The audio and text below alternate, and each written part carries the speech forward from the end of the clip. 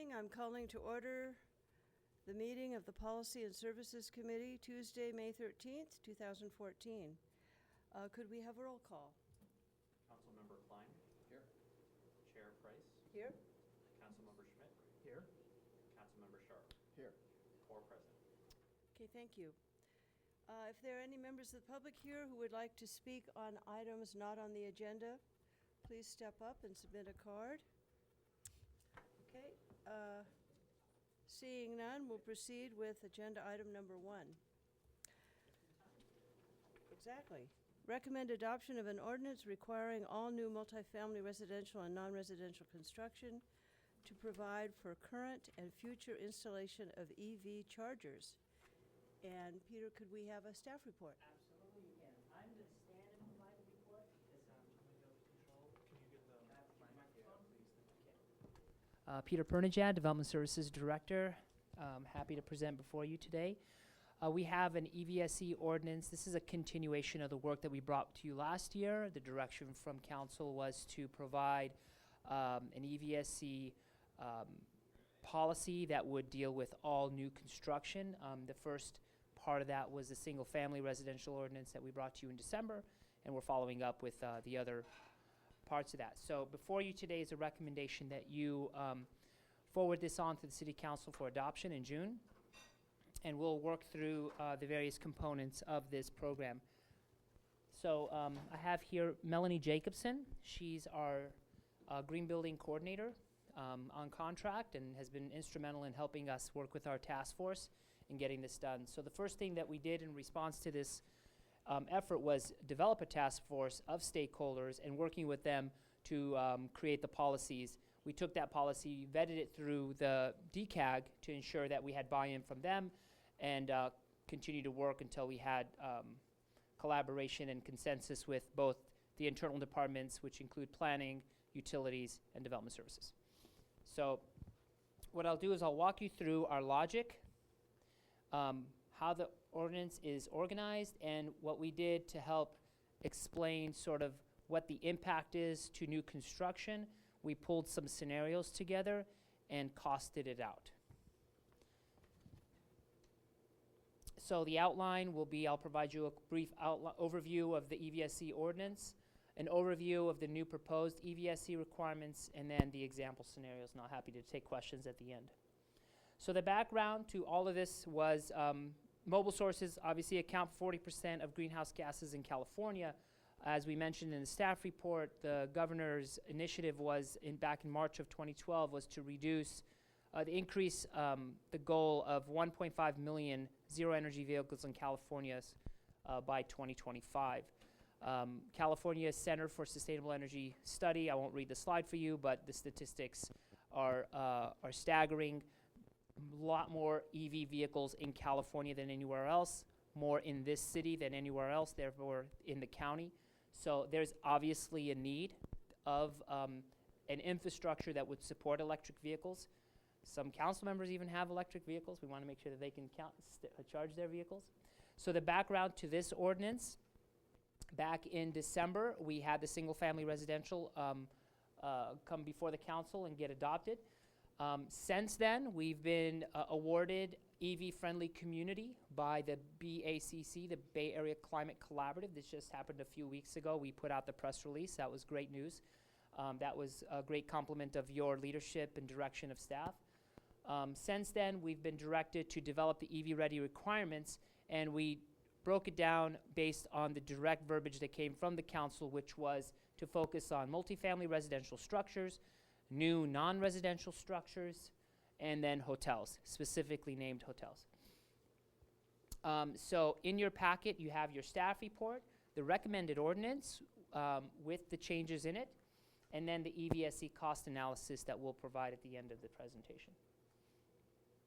So the EVSE ordinance is really broken up into 4 categories. We deal with multifamily, and this was a very collaborative process, talking to Arthur Keller from Planning Transportation Commission and others that really understood the planning code and the planning ordinance. So we're looking at multifamily residential both for individual attached parking, like your tuck-under townhouses, with a condominium map, which means that you have a unit and you might have an assigned space or two somewhere in the field of parking. And then without condominium map means that you have a unit, maybe a rental, and somewhere in the field of parking you can park and you're not assigned any particular space. So we handled each of them a little differently, with the caveat and the understanding that a single-family homeowner has the option to install EVSC in his home. He can pull a permit and install. But if you live in a condominium, you may not have the ability to put in the conduit, put in the panel capacity, install an EVSC, the plug, et cetera. You're limited. So we took that as a backdrop to be able to require the builders of these new facilities to, in essence, develop the infrastructure at the get-go.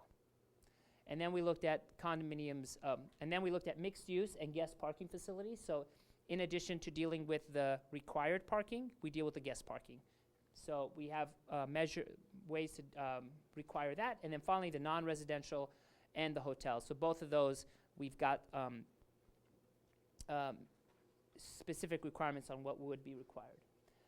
So the EVSC types. We've broken it down into 3 types of EVSC infrastructure. The most rigorous would be EVSC. So electric vehicle supply equipment is the actual unit that looks like a gas pump that you pull off of the wall and you plug into your car. That's the most elaborate, fully compatible system out there. Every car can basically charge using that system, but they're more expensive. They require the unit, they require the wiring, the conduit, the plug, the panel capacity. So that is the most rigorous requirement.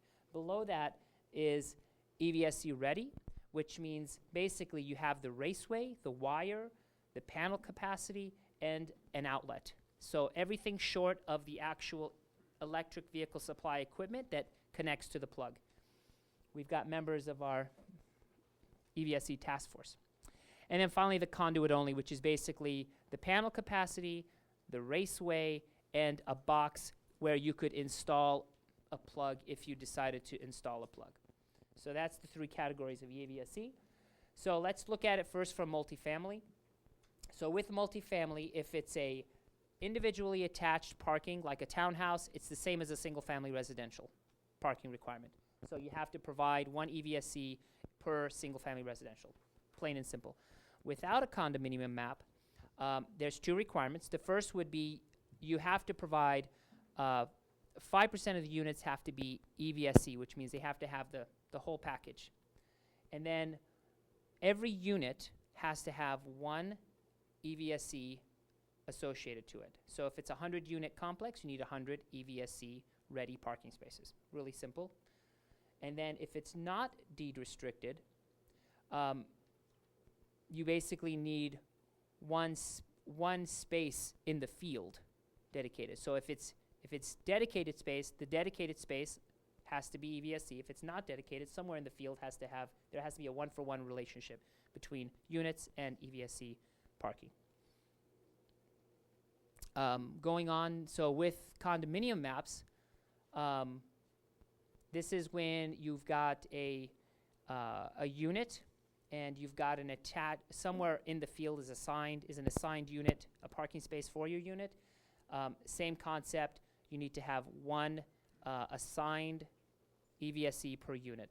It's very clear. So whether you have a condominium map or not, you basically walk away with 1 assigned EVSC parking space per unit. So everybody that rents or owns a condo has the ability to park and charge their electric vehicle.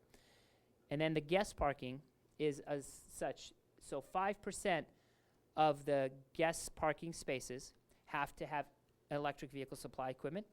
And then 20% of those spaces have to have conduit only, which means they just have to have the raceway in the concrete or in the asphalt in order to supply future EVSCs if they choose to. Could you pause for one quick second? Yes. Do we want to ask questions as he goes along, or do we want to wait? I think something that would make things much more understandable to me. Yes. Could you give us the cost for each of these categories? Yeah, at the end, I've broken it down by multifamily. You want me to go back and forth? I can.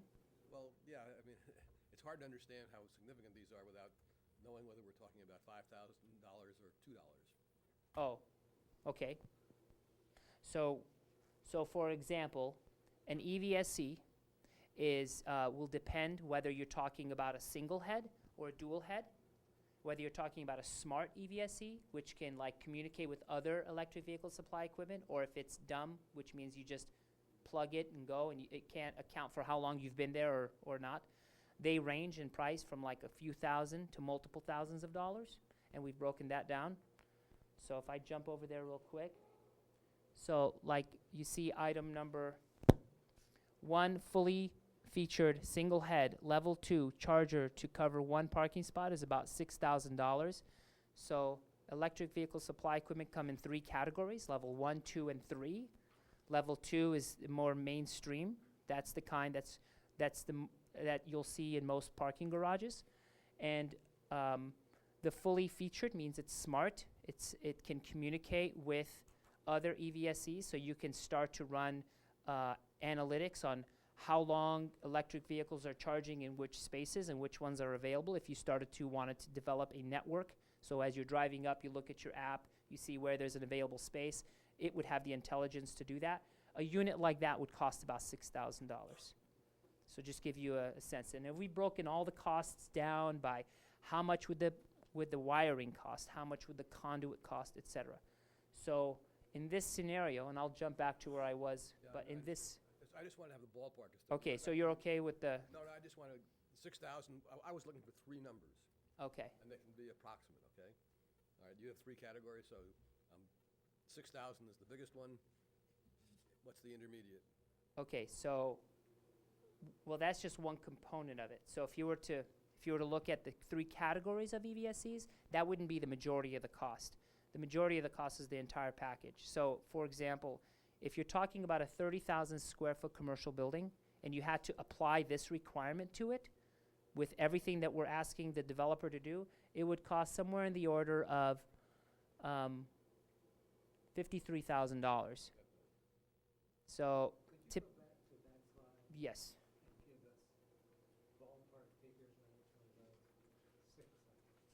Okay, so this is EVSE, EVSE ready, conduit only. So every one of my scenarios would have all 3 of these categories in it. It's a mix of the 3. Right. Give us a sense here, how much does each cost? Thank you, Greg. My question precisely. Okay, so, A range within each Yeah. for reference purposes, would be great. okay. So an EVSE means you're talking about 1 space with all the conduit, the panel capacity, and everything that you need, a brand new, everything included, would cost somewhere in the magnitude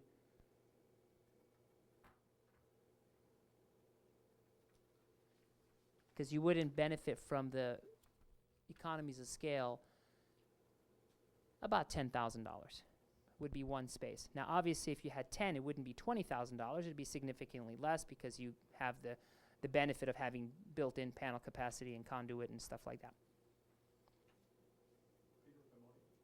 We'll save questions from the community later, okay? Thanks, Mike.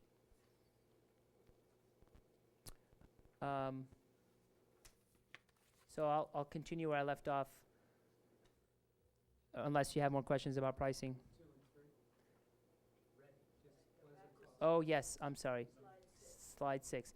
So EVSC ready, now you're just talking about conduit, panel capacity, and wiring. So now you subtract the $6,000 that would be the cost of the EVSC, now you're talking about $4,000. And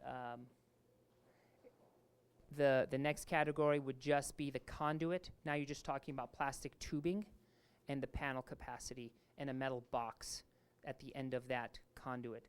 So now you're talking about somewhere in the order of, with city permits, 1,800 plus, is about $3,000 ballpark, 3,500. Now, keep in mind as we go through these scenarios, fully featured EVSCs have the ability to be completely cost recoverable, because as you allow the user to slide their debit card and pay for the electricity they're using, you would absorb the cost of the infrastructure and all the costs that would go into installing those systems. So if we were to move on to multifamily residential, we already covered this part, and guest parking. So non-residential, broken up into commercial buildings and hotels. So commercial buildings would require that 5% of all the parking be EVSE ready, and then 20% have conduit only.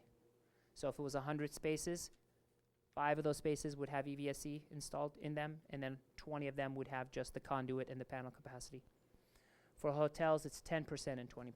So 10% of those would have EVSE ready, and 20% would have conduit only.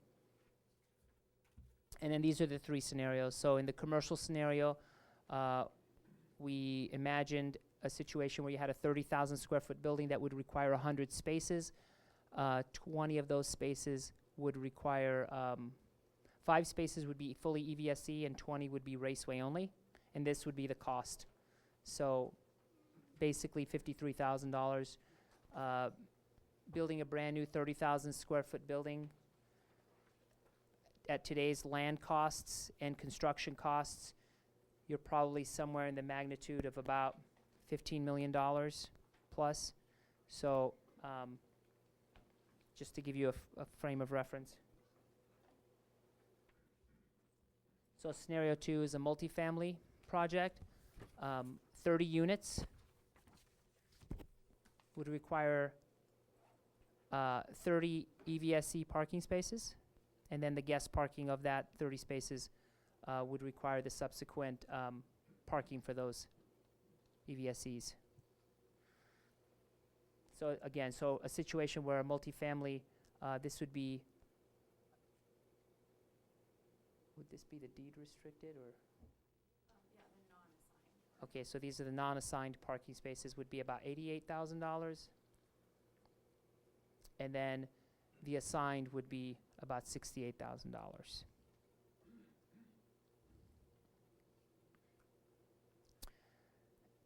And so, as a caveat, what I want to sort of, I know this sounds a little bit confusing because there's so many different scenarios that reflect so many different options. And what we tried to do was provide just enough existing capacity for new tenants and owners to be able to charge their electric vehicles, but at the same time provide enough future growth capacity to accommodate these buildings over the life of a 30-year building. You know, the need for electric vehicles could increase exponentially, we don't know, but based on the data that we've received, it seems very likely that electric vehicles could become very popular over the next decade or 2, so well within the lifespan of a building. So that concludes my remarks. I'd be happy to answer any questions. So, thank you for the presentation. It was actually a lot to absorb as we get to this. So I want to take apartments, non-deed restricted, on-condominium apartments. So, in apartments, what are we doing again? We are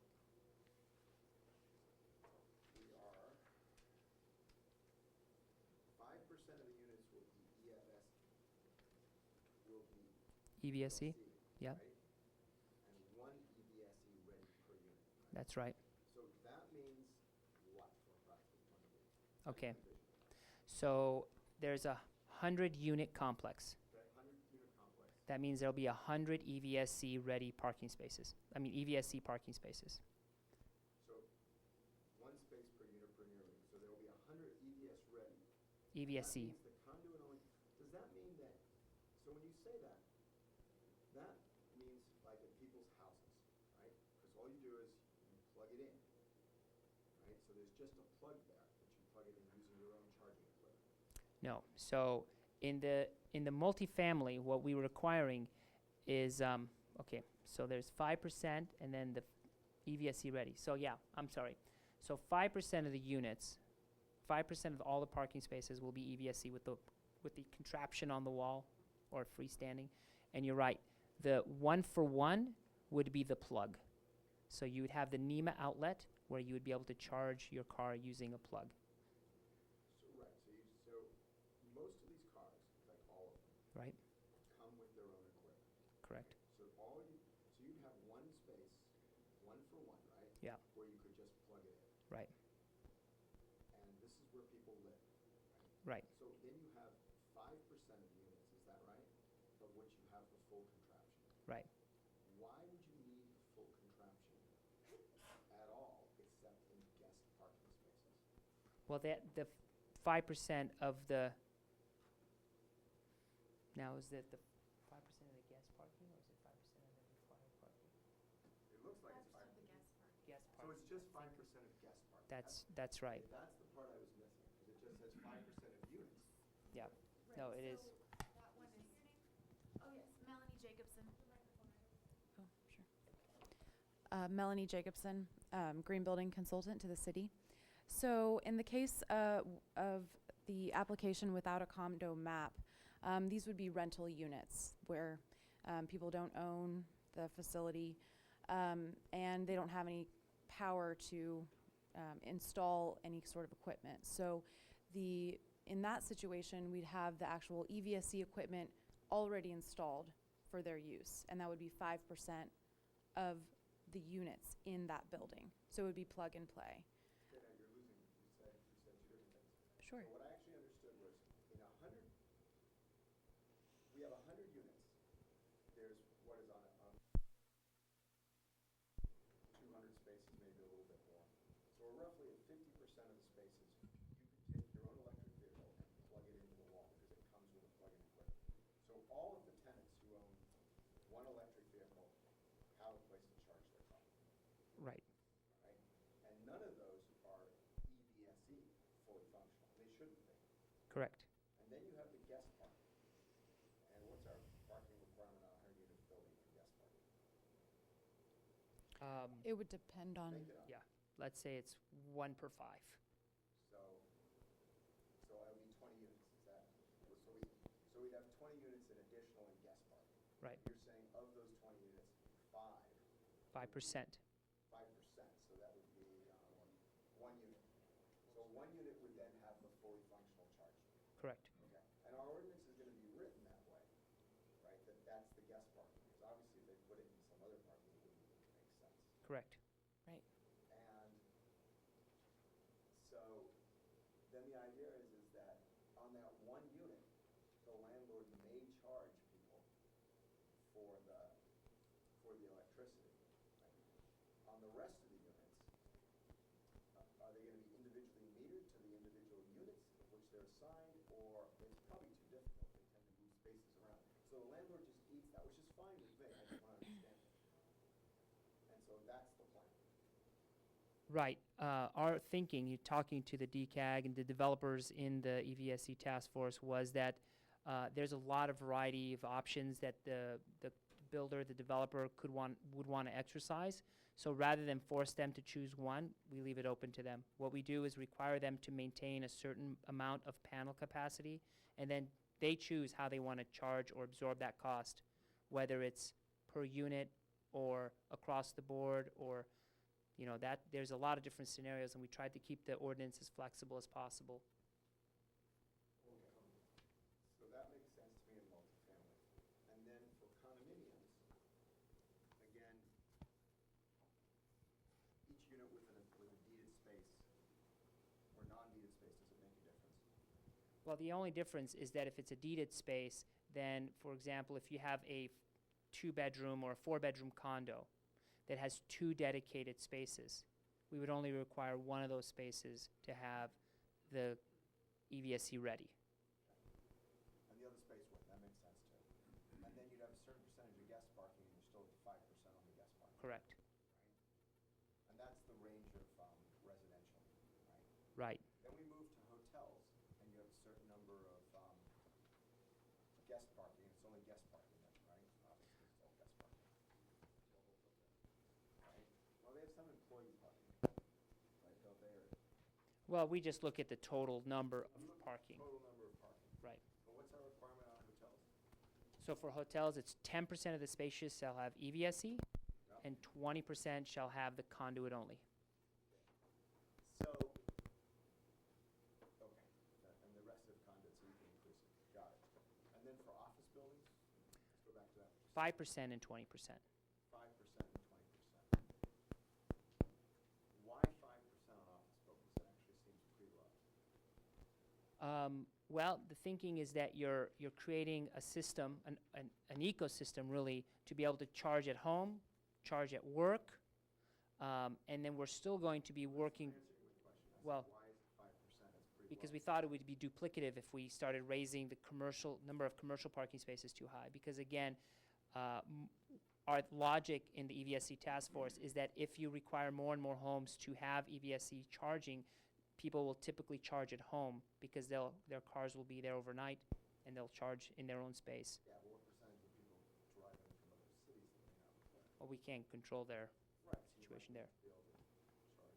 Because 5% is, if you have an office building with, 100 spaces, right, that's 5. Do we have any data on how many people have electric vehicles currently? In the city, we're Well, guessing it would be about, an office building, really, is the question. I guess we have no way to tell. yeah, just rough estimates are about 1,000 in the city. All right. Okay, I'll let someone else, I've got it in my head now. Good. Sorry. That's okay, don't have to apologize. Other colleagues, questions? Yes, Councilmember Klein? I have one very small question. Sir? With regard to the hotels, you don't use the word new. Is it intended that this would only apply to Yeah, new the hotels? whole ordinance is affecting new construction. Okay, you might want to add the word. Absolutely, we'll do that.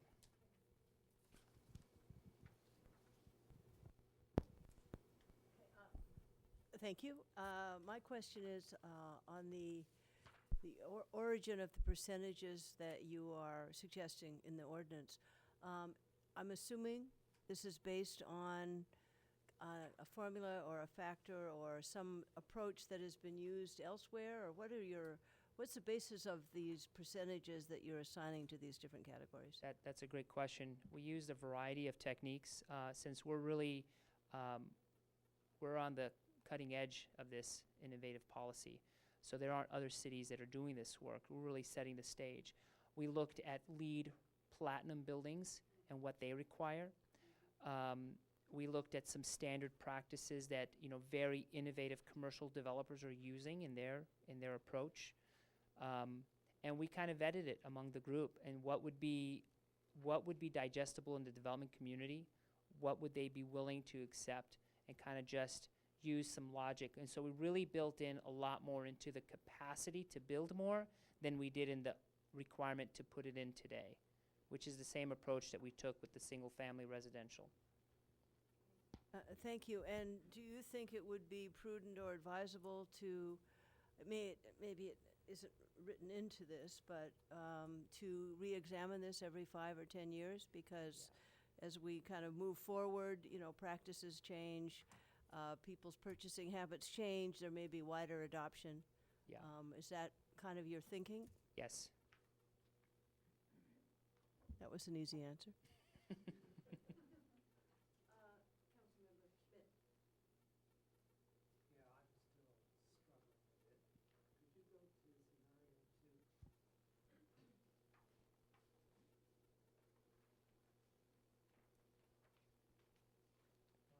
You identify here a distinction between EVSE and EVSE ready. What's the distinction again? Okay, so the only difference, an EVSE space would have the actual contraption where it has the plug that looks like a gas pump that you plug into your car.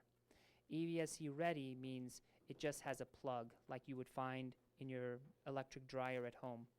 And so the distinction for the car owner would be they would have to, in some cases, put on an adapter onto their charger and plug into the wall outlet versus just taking the handle off the wall and plugging it into their car. It's ease of entry. So the ratio here is 10 to 1.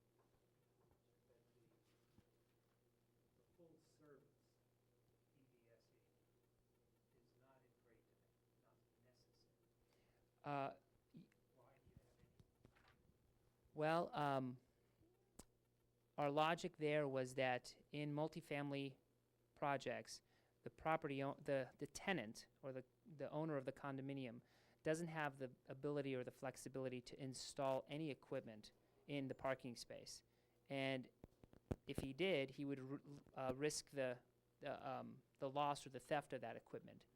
So we wanted to make sure that we minimize that, and we also minimize the impact to the developer of that multifamily development.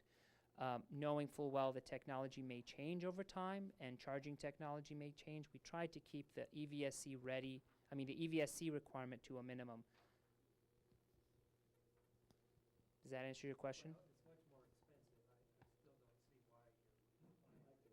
Oh, okay, I see your question now. So I could take a shot, and then the other part of that is cost recoverable, and it's also trackable. So with a plug, you can't really track how long the car's been charged, how much juice it took, what the charge to the owner would be. But if you had this EVSC unit on the wall, you could also track which spaces are being used, which aren't, how long the car's been there. You can do a lot more monitoring, and the property owner could then have some more flexibility in data to be able to either cost out those units or do other things. So, but I welcome more feedback. So, you actually just confused me with what you're saying. The difference is when you own an EV, it comes with all of the equipment you need to charge it and plug it in. So, you don't need all those wall units, which are so much expensive. So you just want to have the ability to go into your assigned space. In fact, we probably need something in the ordinance that says, well, if every unit has one, that every apartment gets at least one unit that has this EVSE ready. Because otherwise you might be assigned two spaces that don't have it. And I can see someone doing that for whatever reason. So that's why you don't need the full contraption. Right, So the only time you need the full contraption, I thought that's what he said, and that's why I asked the question, was that the only time the full contraption is given is for the guest parking. Because when you come up as a guest, you're unlikely to be able to necessarily have your cables in your car. For instance, I don't carry the cables in my car, they're only in the garage. So that's what you get. So you want to be able to pull it off the wall and do that. Okay. When you see a charger in a garage, they're usually limited in time. You're supposed to use it for an hour to fill up and let other people have access. Is that true in family settings? You need a longer period of time to.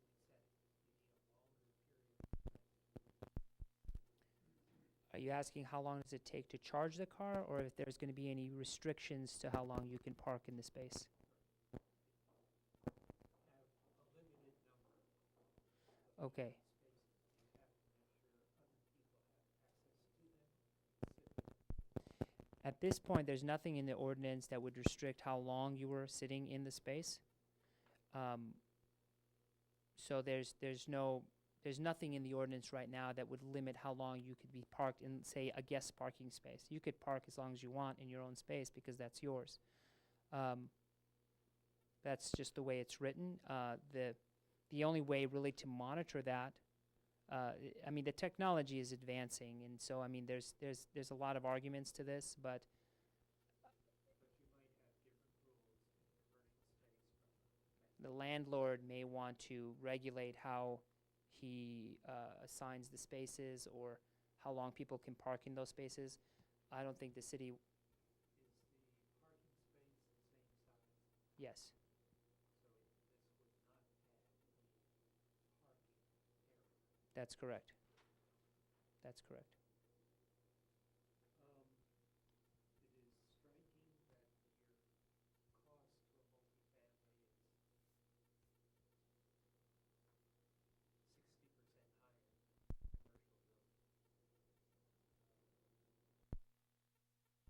Is that a burden now in housing, trying to get affordable, dense housing? Mhm. Saying that affordable, dense housing should pay more than commercial. Well, I'm saying it should pay more not necessarily compared to commercial, but based on the need. So based on our stakeholders, their thinking was that more people would be, if they had the ability to charge from home, they would charge from home than if they could charge at work. So that's why we really required that every unit have the ability to charge their car and tried to minimize that point of entry, which is just the plug. All I'm saying is Yeah. between scenario 1 and scenario This is true. putting more of the burden on plans as well, even if it is multi-unit. Oh, you're talking about the two multifamily scenarios. Yeah. Yeah, so the distinction is in the scenario 2, which is more expensive. These are more along the lines of, these are rental units, right? Non-assigned. Yeah. So with the rental units, they even have less leeway on what they can do with their units or with the facility. So they're really even more at the whim of the development than, say, the condominium map or the assigned spaces. Yeah, I guess my only point is that scenario 2 is affordable housing you're trying to build. Yes, Scenario it's a good 1 where observation. you've got commercial condominium. I see what you're saying. How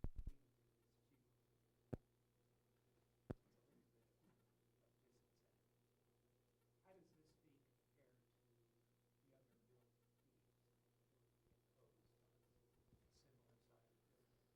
Well, we took a cursory review of our building permit fees, and the reason that they're higher than, say, just getting a plug for your dryer vent is because the type of plug that would support an electric vehicle is called a live load, which means the intent is that you would park your vehicle in that electrical outlet and keep it overnight. Whereas with a dryer, it would be on for 20, 30 minutes or so and turn off on its own. So, so the requirements are a little higher, a little more strict. So we need to get more compliance from the electric utility department and ensure that there's proper safety protocols. So it takes longer to process that permit. So it is a bit more expensive than your standard plug. It's comparable to other cities in that the amount of review and the fee. I guess my question is, in a building like that, 30,000 Yes. square feet. Oh, I see.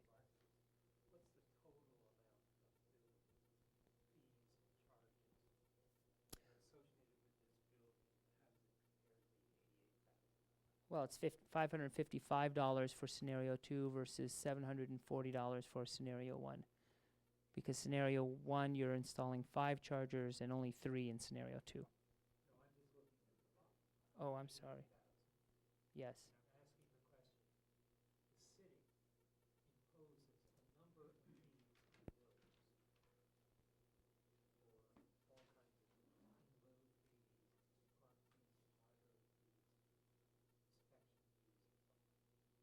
How does the 88,000 compare to the Oh. cost of all the other fees the city is charging? We'd have to run that scenario to pull all those different fees. I would be comfortable talking about the building fees, but I'd need to get more information if you'd like me to bring that to the council meeting and build that into the scenarios. It would be interesting to see, again, looking at our housing element, trying to create incentives for affordable, dense housing.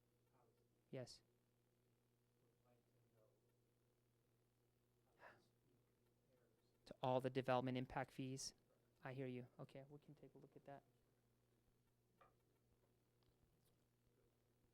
Very well. Councilmember Klein? First of all, the 88,000 or the 53 aren't fees, they're costs of equipment. Correct. Right. That was clear, right? Yes. We have a whole variety of mandated costs in any building. I think a comparison would be useful. You have two 30,000 square foot buildings here, one for commercial, one for multifamily. And you estimated the commercial building would be, cost of building would be what, 9 million you said? Well, I mean, the cost of the land at $5 million an acre, plus about $250 a square foot for construction. Okay. Ballpark $15 million. Okay, well, the land cost presumably is going to be pretty much the same for the commercial and the multifamily. So what's the average cost of residential construction as compared to commercial construction? Residential construction for multifamily is a little bit less.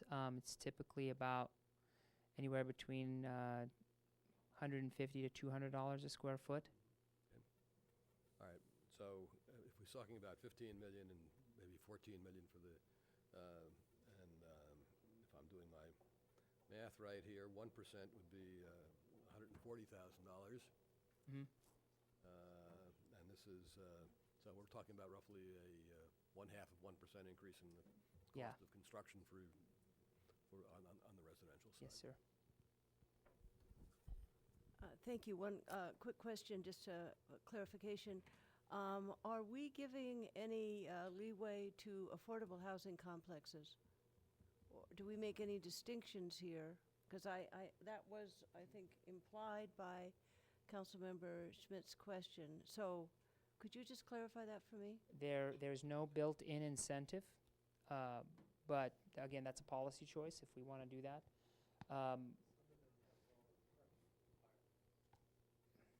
So, Right, and the so likelihood... if it was like a TOD and they didn't have to put in as much parking, then they wouldn't be required to put in as many EVSC-ready spaces. And residents of an affordable housing complex most likely would not be owners of electric vehicles. Today, but in 10, 20 years, they're getting they're getting less and less expensive. So we're thinking about the lifespan of this building being 30, 40 years. So it's In looking that at a time, broader horizon. electric vehicles would be more affordable than internal combustion engine vehicles, is our logic. Okay, and then in our civic buildings and in our new construction over time, we are applying these same concepts to our own buildings? Well, That's not addressed here, yeah. but in it's- terms of our work. that would be a discussion that we would have with our facilities team, and we're working on requiring more, getting more public parking, and that would apply to our own parking lots as well. More EV-ready public parking. And what would be the venue for that discussion? Are your practices kind of leaning in that direction? Are there policies in place that already do that, or do we need to revisit this with that focus? Yeah, we've already started conversations with Public Works and Utilities about how we would require more. We've come to the conclusion that if we were to require parking in the public right-of-way, it would make more sense to require that, focus that in the parking structures. So we've started going down that road, but we still need to develop standards of, how far apart, what kind, how deep, kind of the construction standards. So we're heading down that road. And that isn't necessarily a policy decision as much as just a practice. Okay, so, I anticipate over the next 5 to 20 years, we'll have some significant new civic buildings. Yeah. So, And I would expect more EV parking spaces in those Right. buildings. right, thank you. Are there members of the public who would like to speak who haven't submitted a card? I do have one person thus far, Mike Thompson.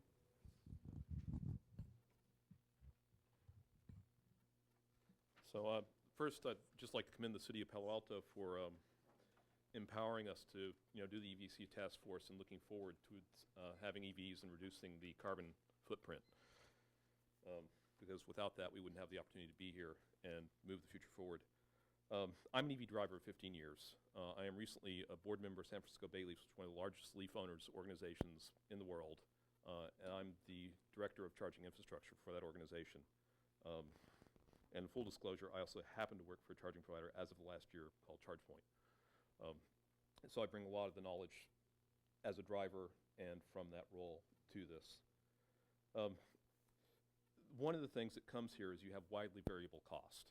So in any construction project, is it on the other side? Do you have to trench across or whatever? And you know that just from putting in landscaping or putting in water or whatever. There's a wide variation in cost. So if the power's right there, you could look at something that's like $2,000 a port or less. If you have to put it on a house meter and you got to run it a couple hundred feet, then you've got a whole nother different cost equation. You got to trench through concrete as opposed to running along an existing wall. So there's a lot of variation, and a lot of this was crafted with flexibility in mind so that you can kind of meet these goals in a flexible manner. The smart chargers will give you a way for access control for, this tenant gets to use it, or only tenants get to use it, or public and tenants, whatever the management of that station wants to do.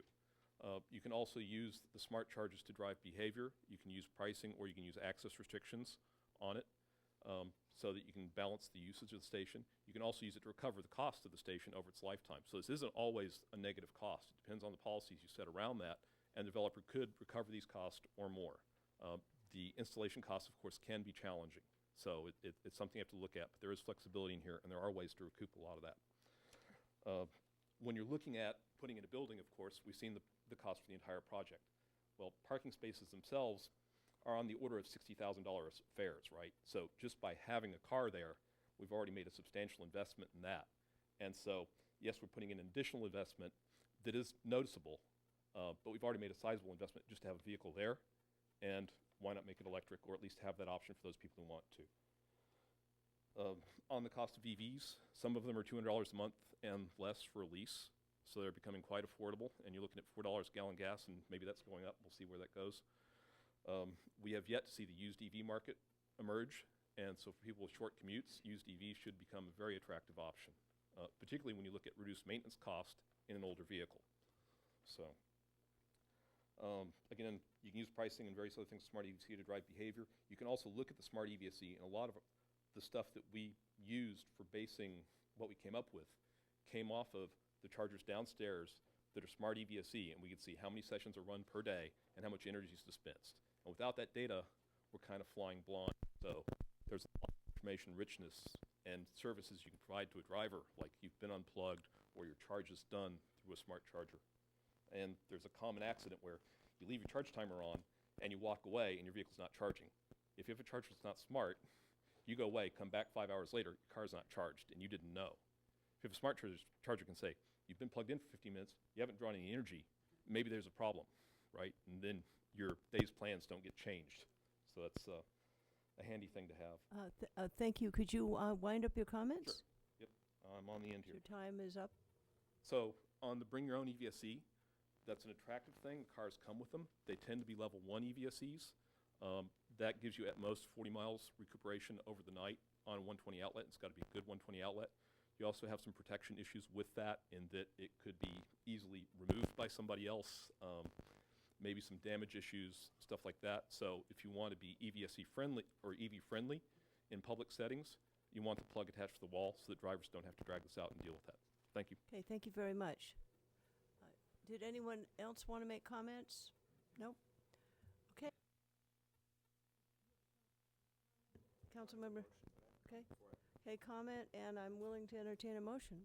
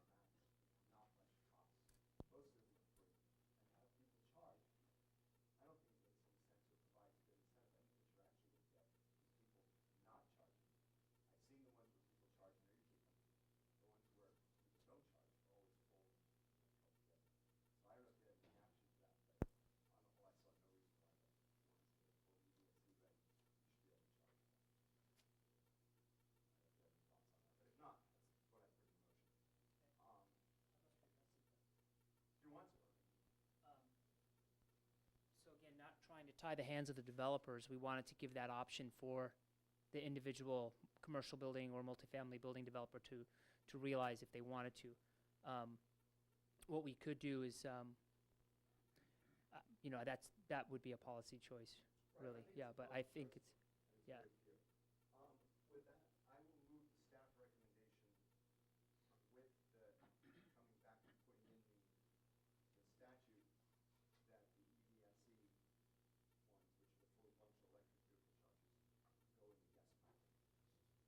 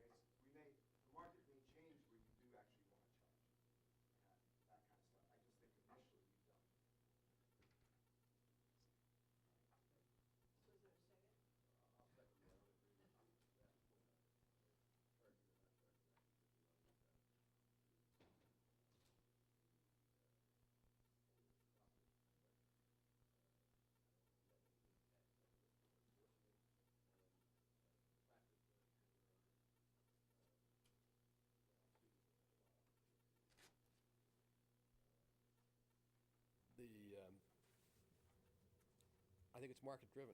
It's no surprise that right now, people aren't going to use the ones that are charging, asking for a price, that is, because if they have an alternative, which is zero, they're going to go for that, of course. But as people, the market may very well shift, and I don't think we have any role to play in the market.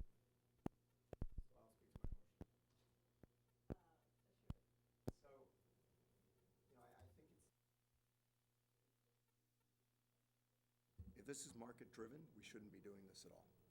Because why would we impose on anyone if it's market-driven? They'll put in their own chargers if the market requires it. That's what market-driven means. So what we're trying to do here is encourage a certain policy and create the infrastructure for which charging of electric vehicles is an easy, convenient approach. And by saying you can't charge on that, what you'll do is you'll allow that infrastructure to build. And by saying that we'll revisit it in 2 or 3 years when the market changes or when situation changes, we have the flexibility to come back. If we do allow people to charge, which will be their initial, because I don't think a lot of developers understand how the EVs work, so they'll immediately put in that they charge, and people won't use them on the guest parking. And I think what you really want to do here is encourage electric vehicles. I mean, that's why we're doing this. And it's we're talking about such a few guest parking spaces, frankly, that I don't think it makes any difference to the developer in terms of the electricity usage. And I don't think people will use them otherwise. And I also think that that's sort of true of hotels as well. Is my experience with hotels is that when things first come out, they charge way too much for it, and people don't use it. You saw that with Wi-Fi. It's like $40 to use the Wi-Fi, and then it slowly goes down where it becomes free. And hotels and apartment owners are always looking to make that extra nickel on the margin, and so they'll start with something really high. And so you'll find yourself driving to a hotel because you think they have an EV charge where you can use it. You'll get there, they'll charge you a crazy amount for it on top of the parking fee, because there's usually a valet parking fee or a non-valet parking fee at a hotel. And suddenly it'll be costing you, $100 to keep your car there overnight. So I think we should revisit it on a regular basis, but not just say, let's let them charge what they want for this, because that's not encouraging it. So anyway, that's my argument for that. I'll go along with you. You've persuaded me only up to a point in that we're going to revisit it. So I'd like to add that this be brought back to the council no later than 3 years from now. I'm good with that. I think that's actually the right way to go. And I just have to point out, as a former economics student, that sometimes it goes the other way than what you were describing. And a classic example, again with the internet, is what's happened to newspapers. Newspapers started out not charging for access to their online editions, and now more and more of them are setting up firewalls to be able to charge, because they found that they just can't exist giving away their product. Anyway, I don't want to get too much into that. I'll accept where we are. And I do want to add that I think this is a great idea, and I'm very pleased that our city is moving ahead and that we're the cutting edge in this. Thank you. Again, the staff and the task force did great work. And I largely concur with what Councilmember Klein has added, and I look forward to following this over the next 3 years. This is really excellent work. Did anyone else want to make a comment? Yeah, I think it's a great program and a great way to push us into a future that makes sense. I too am skeptical of whether the city has the right authority to require an EV system and then tell people they can't charge on it. So I am hesitant about that, but only that. I think the program itself is good. I'd also like to acknowledge the work of Ms. Jacobson, and thank you very much. Okay, so let's vote for the motion in front of us. All in favor? Aye. Opposed? Passes 4-0. Thank you. Chair Price, just to clarify, the item will be going to council on June 16th on consent. Okay, that's Thank you.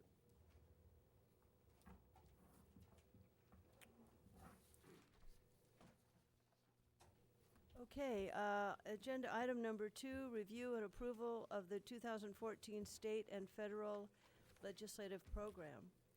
I'd like to welcome everyone.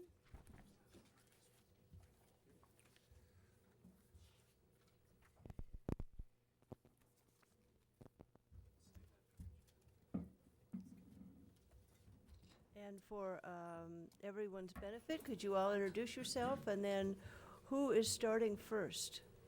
So, Richard Hackman? if you allow, I was going to kick off and Okay. do introductions, and also we were going to have one person phone in, if I may. Oh, yes, that's fine. Is that Thane Young? Yes.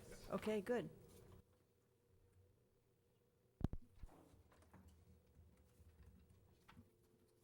I think you should just give him all sorts of grief for not being here tonight. That's right, I will. Sir, what's your name? Oh, it's Steve Palmer with Van Scoik Associates. We pay less money when they're not here, right? We get twice as good a service from one person, yes. We don't know where Thane is, though. Maybe we're paying for his travel to No. Tahiti. At home tonight, he had another issue he had to deal with. Getting pretty late back home. This is Thane. Thane, Richard Hackman, City of Palo Alto. Hey, Richard. How are you? I'm fine, thanks. Are you ready for a journey through public policy? Absolutely. All right. Hi, Thane, Gail Price, Chair of Policy and Services. Hi, Councilwoman Price, how are you? Good, good, nice to hear from you. Hello, Thane. Larry Klein here. Hey, Larry. Hi, Thane. Greg Scharf here. And Greg Schmidt. Okay. So we have four council members, okay. So if I may briefly kick things off, Richard Hackman, Management Analyst. Jim Keene is currently over at Finance Committee. However, he is going to do his best to make his presence available for this discussion as well. So the plan here was for me to give you a brief overview on what you have before you in the packet and what will be presented to you tonight from both our federal and state lobbyists. And then following the conclusion of that, we can answer questions. And in terms of answering questions, we'll leave it to your discretion as to whether or not you'd like to save all those for the end or do questions once the federal presentation is done and then move to the state presentation and do questions there. So to kick things off, what staff is proposing is a semi-annual legislative program review process. What you have before you right now is an update to the 2013 legislative program manual. That's hence the 2014 legislative program manual. And in there you have a number of things. The first of which is legislative priorities. Those are based on the council's priorities in addition to key issues that have come up in the community that we believe additional attention should be paid to. Also, there's some general principles for legislative advocacy the city follows, such as local control and maintaining existing funding sources that historically we've always made a priority. Beyond that, in the program manual, you will see guidelines for how legislative issues should be handled, how departments should be dealt with, the role of council, and framework for correspondence and interaction with outside agencies. Additionally, in attendance tonight, if you have questions, I'd like to welcome two members of our utility staff who are here, and they're available to answer questions for you as well. So one of the key thoughts that staff had for you in terms of how we can improve our legislative program, with this being the first time that we've had a state legislative advocate, is that instead of doing an annual legislative program update, we do a semi-annual legislative program update. And the thought would be this. In the fall, we have a meeting that's known sort of for its proactive approach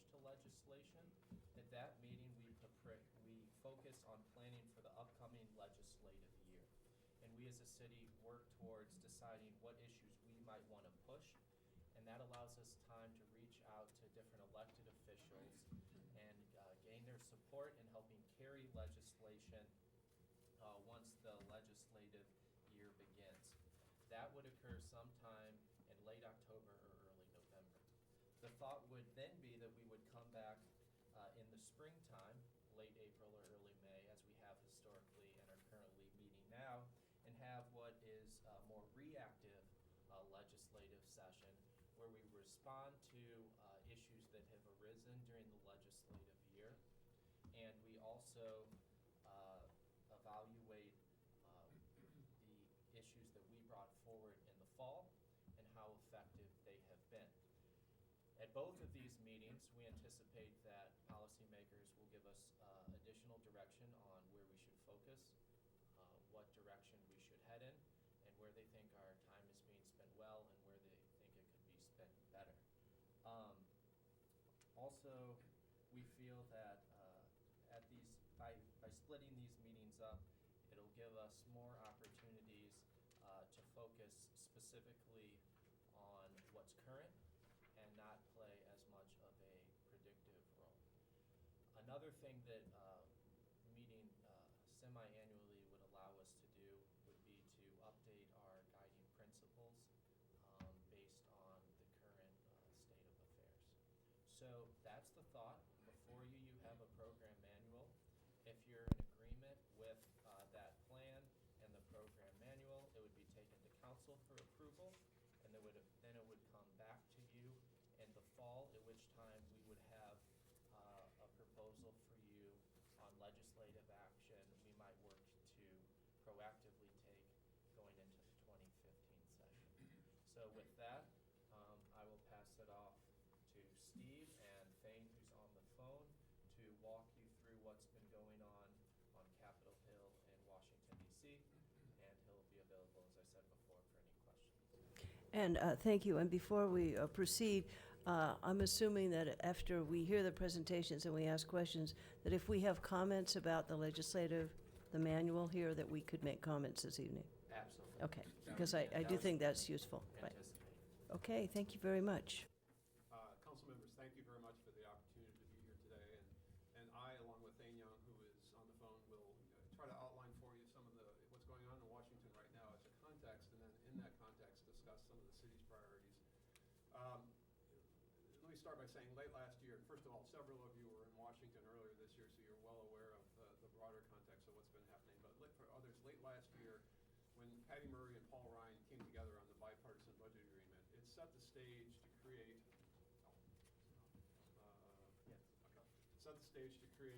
kind of a bipartisan environment on the budget process. And what happened to the budget agreement was two good things happened. Essentially a 2-year freeze on the budget process without cuts, no new revenue, but there's a freeze on spending for fiscal year 2014 and 2015. We're currently in 2014 until September 30th. And also, too, it eliminated budget sequestration for those 2 years. So it eliminated that across the board budget cuts. It set the stage for what's happening now, and that is Congress did pass the appropriations bill in omnibus in January, and now they're working to go through the process of trying to pass all 12 appropriations bills for the coming fiscal year.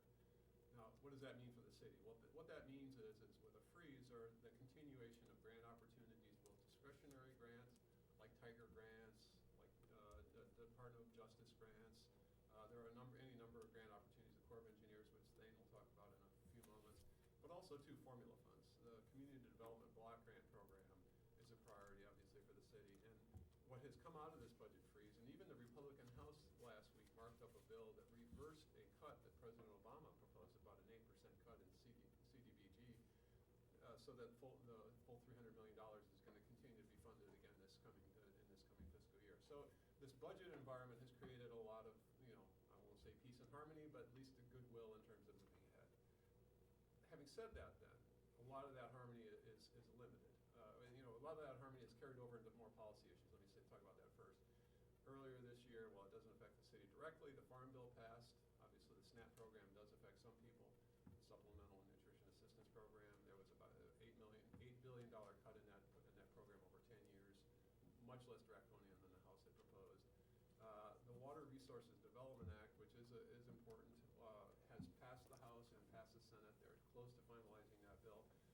give you an example of how, 2 years ago, a year or two ago, you couldn't get anything to pass the House on a bipartisan basis. There were only 3 no votes on that bill this year.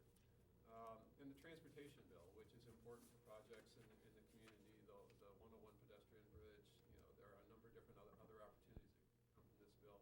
A multi-year bill has been introduced just yesterday by Senator Boxer, and among the good things that came out of that, it's not a final bill, but more money would be sub-allocated to local communities and metropolitan planning organizations than is currently being done. It would go back to what happened prior to MAP 21, so that the communities would have more say in terms of some of that local bike and pedestrian funding in particular. Not everything is bipartisan, not everything's rosy. You can point to things like a very benign energy efficiency bill, given what you just talked about, failed to get 60 votes earlier this week in the Senate.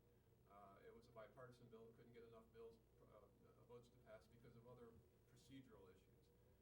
Next week, when the House returns, they're gone this week, you're going to hear a lot about Benghazi again, and that's going to certainly roil the waters. So we're moving already in May to an election environment, and that then starts to make it much more difficult to get things passed. There are very few pieces of legislation that have to be enacted before the election this year. I'll just say that to you now. Richard and I were talking earlier today about how it seems that he thought his comment was much less gets done in Washington than in Sacramento. And a lot of it is because in an election year that just gets naturally, the natural evolution of those major bills.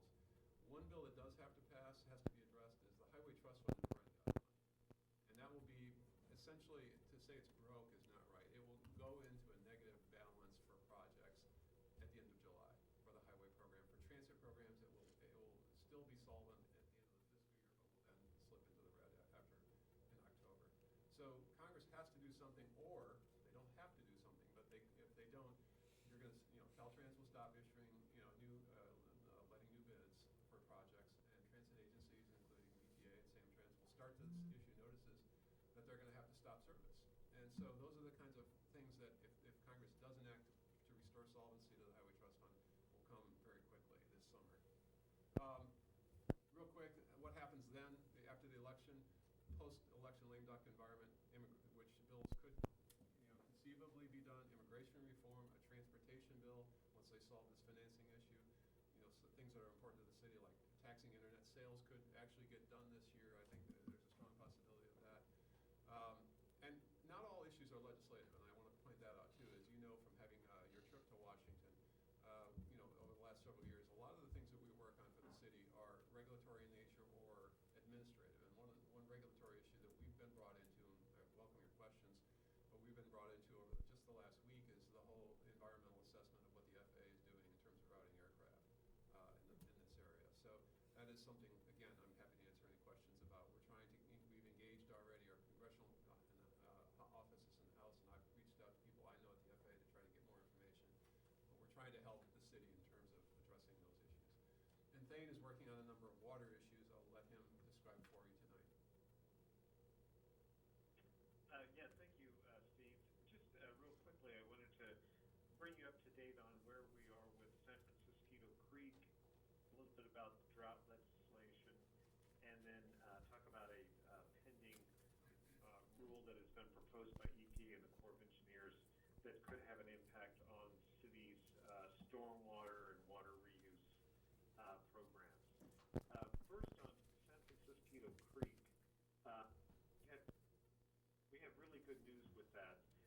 This year, for 2 years in a row, we were able to secure a relatively modest amount of funds in the Corps of Engineers work plan, which is additional funds that Congress makes available to fund projects that weren't included in the president's budget. But then we also worked with the JPA on rescoping the study a little bit and bringing it into line with what the Corps' current needs and desires are for scoping these projects. And as a result of that, when the president's budget was released for fiscal year 15 budget request, there was $900,000 included for the study, which is actually sufficient funds from what the JPA is telling us to complete the study. I think this is probably the first time in many, many years that we've been included in the president's budget request. So, and certainly this was the largest tranche of funds we've ever seen for the study. This is really good news. It'll bring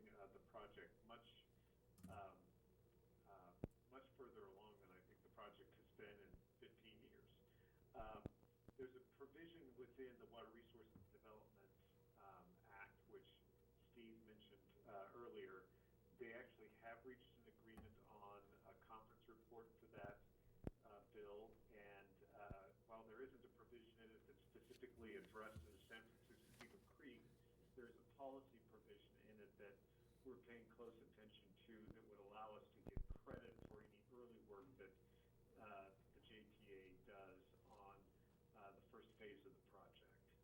So we haven't seen the language of the agreement. It should be available on Thursday, and as soon as it is, we'll certainly make the city aware of that and give you an assessment for whether this crediting provision that would benefit the city was included and how it was. It's going to be included, but just exactly how that will be implemented as that bill is enacted. On the drought legislation, the House passed some legislation to provide some relief from the California drought several months ago. That legislation wasn't given a great deal of wasn't really given any consideration in the Senate because it went pretty far in making quite some significant environmental revisions and just wasn't deemed to be very viable over on the House side. In response to that, Senator Feinstein introduced some legislation which has been co-sponsored by Senator Boxer, which is more modest in its approach, but certainly something that is intended to maximize the delivery capacities of the existing system and trying to provide some relief for the drought situation in California. I think the state is addressing that rather aggressively as well, and they have pretty ambitious plans to possibly even reverse the flow of the California aqueduct to get more water flowing back up to Northern California, which doesn't have quite the storage capacity along the way that Southern California does. So Senator Feinstein's bill has met with a great degree of controversy. She's made some revisions to it, and she's looking for 5 or 6 Republican votes that would give her the 60-vote threshold she needs to get that bill to the floor so it can pass. The intention would be to go to conference with this somewhat more aggressive House provision and come up with some legislation that can provide some immediate relief to California and other drought-stricken states in the West. Part of that whole debate has been a provision dealing with the amount of funds that power customers, particularly including Palo Alto, pay into a mitigation fund for power that is taken from the city uses from the Central Valley Project Act.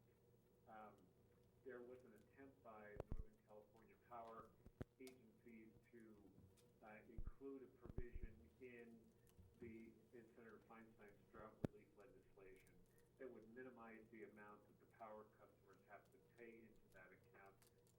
Power customers basically over the last several years have been overpaying because the water delivery hasn't been there, so the water customers haven't had to pay the amount that power customers have. So power customers are kind of making up for the deficit created in these cutbacks in water delivery. So Northern California Power Agency has put together a provision which Senator Feinstein didn't want to include in the drought bill, but she says she's entertaining it for this year's Energy and Water Development Appropriation, which would over the course of 5 years reduce the amount of payments that power customers pay into the mitigation fund for the Central Valley Project. So we've been working closely with the city on that. I'm happy to answer questions about that more if you would like as well. And one last water issue is that Waters of the U.S., I've sent a memo to the city. This is a proposed rule that has come out from U.S. Environmental Protection Agency and the Corps of Engineers, which would define waters of the United States that would be subject to the Federal Clean Water Act. EPA is asserting that this rule would not really extend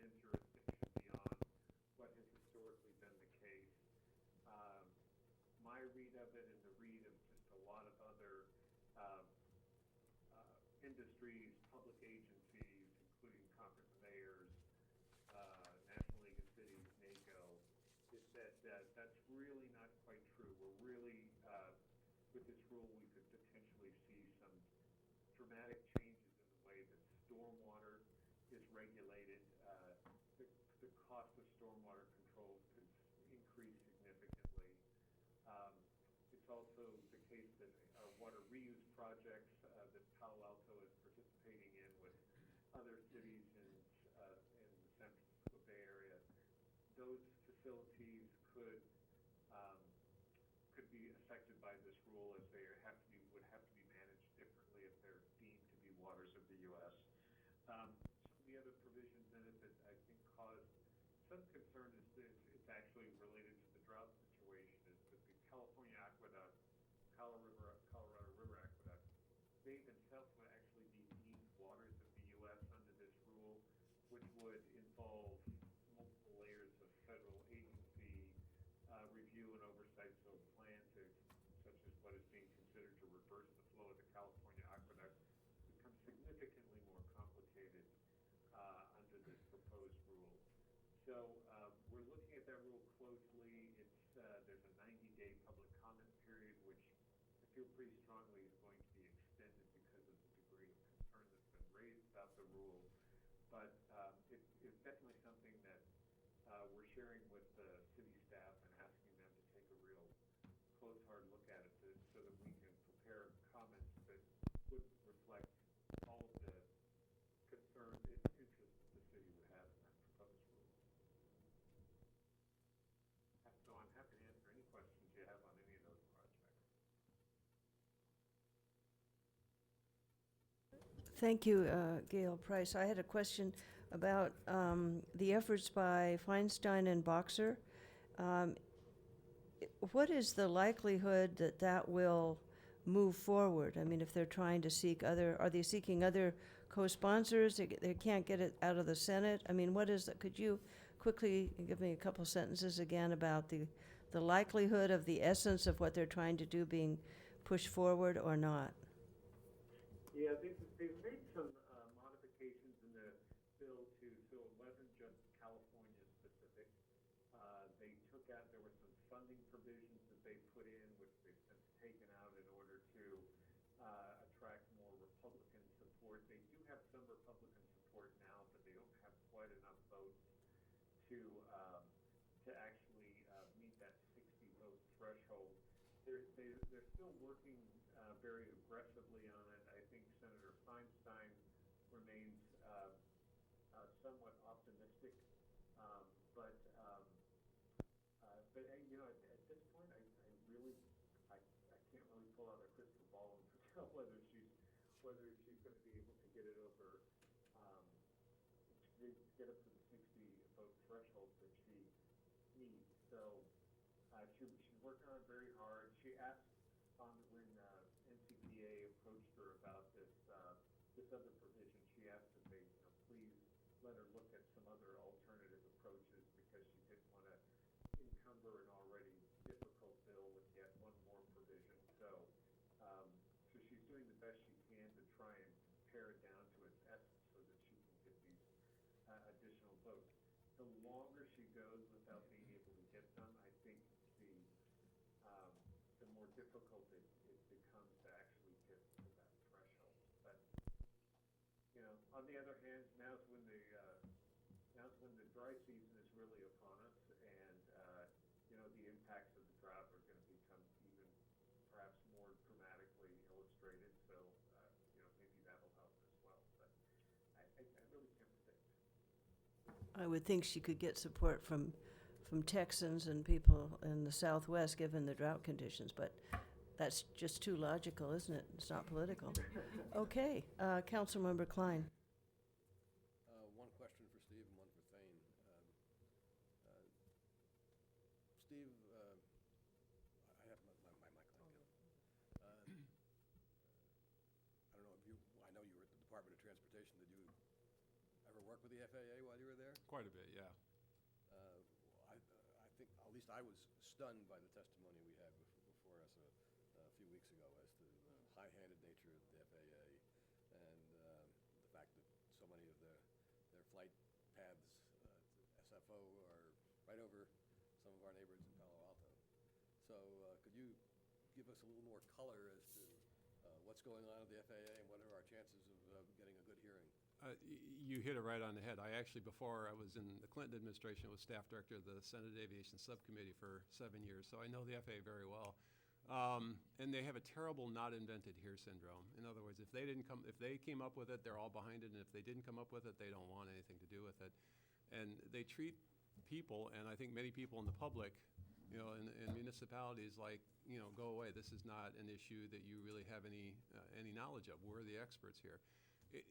It's good to know that both Senators Feinstein and Boxer have now sent a letter to Secretary Fox as well, trying to, again, get more information and another extension, a 60-day extension. So that and the fact that, we're trying to shine as much light on this as possible.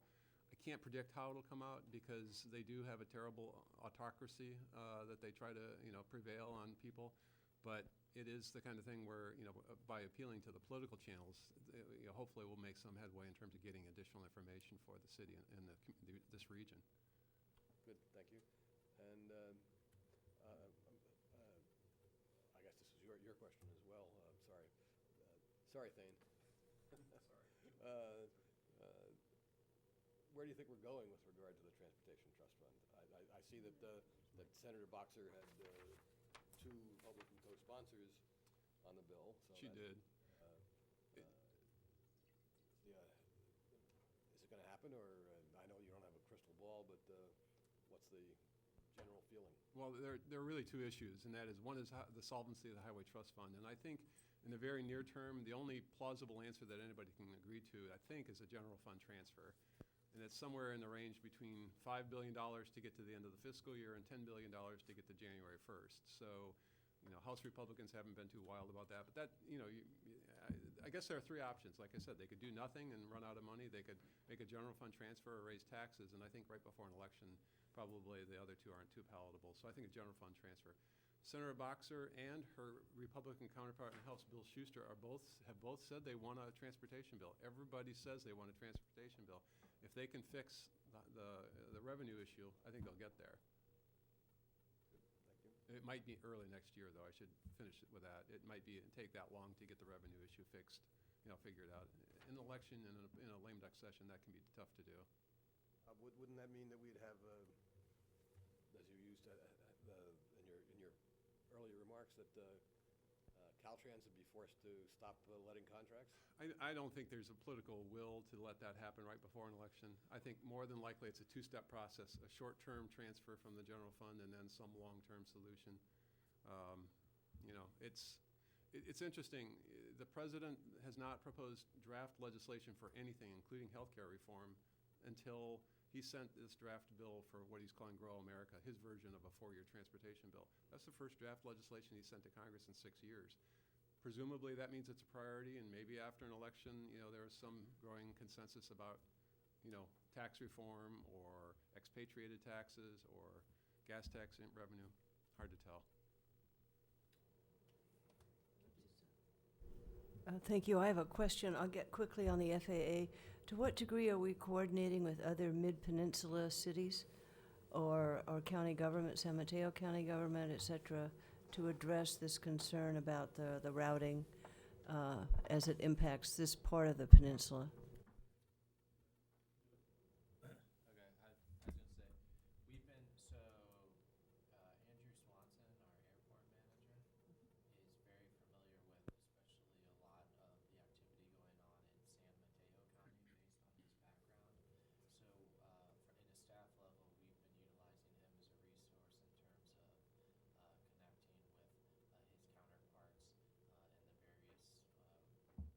Cities along the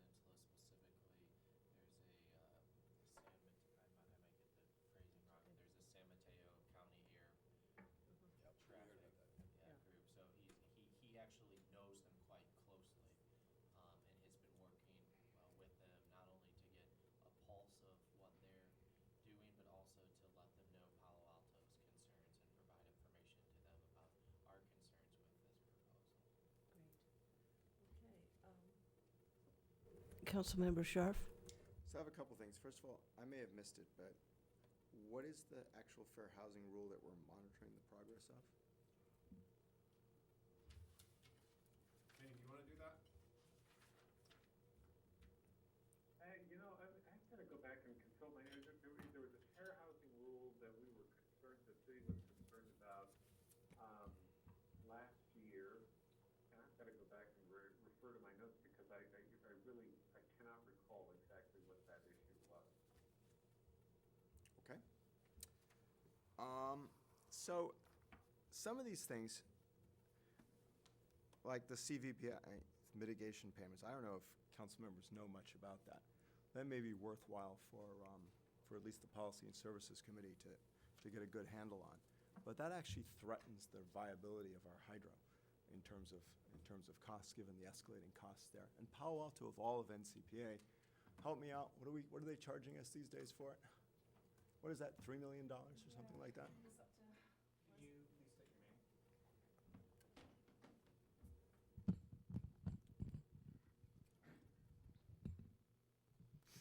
Debbie Lloyd, Utilities Compliance Manager.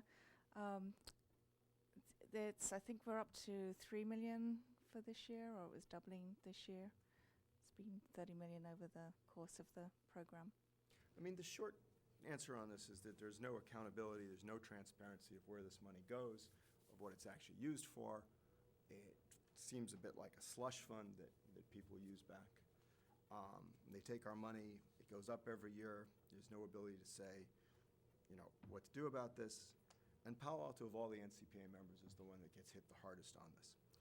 And I actually think that it would be good for the council to get some sense of where we are in this, because this shouldn't say monitor, frankly. This should say advocate strongly. And, and I think that, I don't want to just be telling you this, I really would like to see Policy and Services get an update on this and understand it. Because this is a real issue that really affects our ratepayers and our utilities. So I don't know if everyone else agrees, but it'd be nice if utilities could put something together, and NCPA would be happy to come down and talk about it. But I really think that's something we should do. So I had that question. And then I guess I had the question of, on high-speed rail, I got the sense that you guys don't think there's going to be more money for high-speed rail. Was that the takeaway? Yes, sir. That's my belief. I think in the current budget environment, I don't think that, there is no money that will be directly appropriated short of new revenue to pay for that. The one caveat is that with a Tiger grant program, the state of California could apply for Tiger grant funds that could be used for high-speed rail. Okay. And the Tiger grant program is, how much money are we talking about? It fluctuates. It's never been authorized. It came out of the Recovery Act. In this current year, it's $600 million. For the whole country. And since this was written, I'm guessing there's no update on the post office acquisition, right? I mean, that's a dead issue. No longer talk to people about that, right? We have not gotten any additional information from the city on that, so that is correct. I mean, not from the city, but from the... We have not got any, I'll stand by what I said, because we haven't gotten, Okay. the application has been submitted, but we haven't been brought into it any further than that. So what are you actively lobbying on our behalf at this point? I mean, what are you guys actually doing up there? San Francisco Creek funding for that. We typically will send, not typically, but we regularly send grant announcements to the city in terms of opportunities to pursue federal funding. We are working, we've been, working on the transportation bill, trying to make sure that some of that funding is sub-allocated, talking to Senator Boxer's office. Thane mentioned I should let him talk in terms of the CVPI mitigation payments and then the Central Valley Improvement Project. Yeah, if I may jump in, is that? One issue where tremendous support was provided is when this whole NCPA issue came in regarding the Central Valley Improvement Act. As soon as that came up, there was meetings at the staff level with both utilities and the city manager's office. And essentially what happened was the city was being lobbied by NCPA for certain reforms. However, the city wanted to do due diligence in terms of recognizing if those reforms went through, what the implications would be for the city of Palo Alto. Obviously, there's the funding piece, which we're very concerned about, especially in drought years, our rates go up. However, on the flip side, those monies go towards restoration funds, which provide environmental benefits that's are intended to support ecosystems that might be impacted by the negative impacts of the energy work that's done through it. So we looped in Thane and got him in touch with the federal lobbyist of the NCPA, and together they were able to work with the offices of Barbara Boxer and Dianne Feinstein and got to the conclusion that, hey, the drought bill probably isn't the right place to get this addressed, but we recognize the concern and we're going to work on it through some of these budget bills and fiscal bills going forward. So that's just one example where an issue comes up, we reach out to our federal lobbyists, they get in touch with the lobbyists of these sorts of organizations we're dealing with, and then we're able to when we come to an elected official in a coalition like that, it really creates a strong presence for them when we're pushing legislative reforms effectively. So. And I should just add, like regulatory issues like the FAA one that, are not necessarily directly in front of the Congress. Councilmember Schmidt? Yeah, if I could just add one thing. I know the Corps of Engineer has been lagging for decades, and not just on the San Francisco Creek, but the whole South Bay floodplain.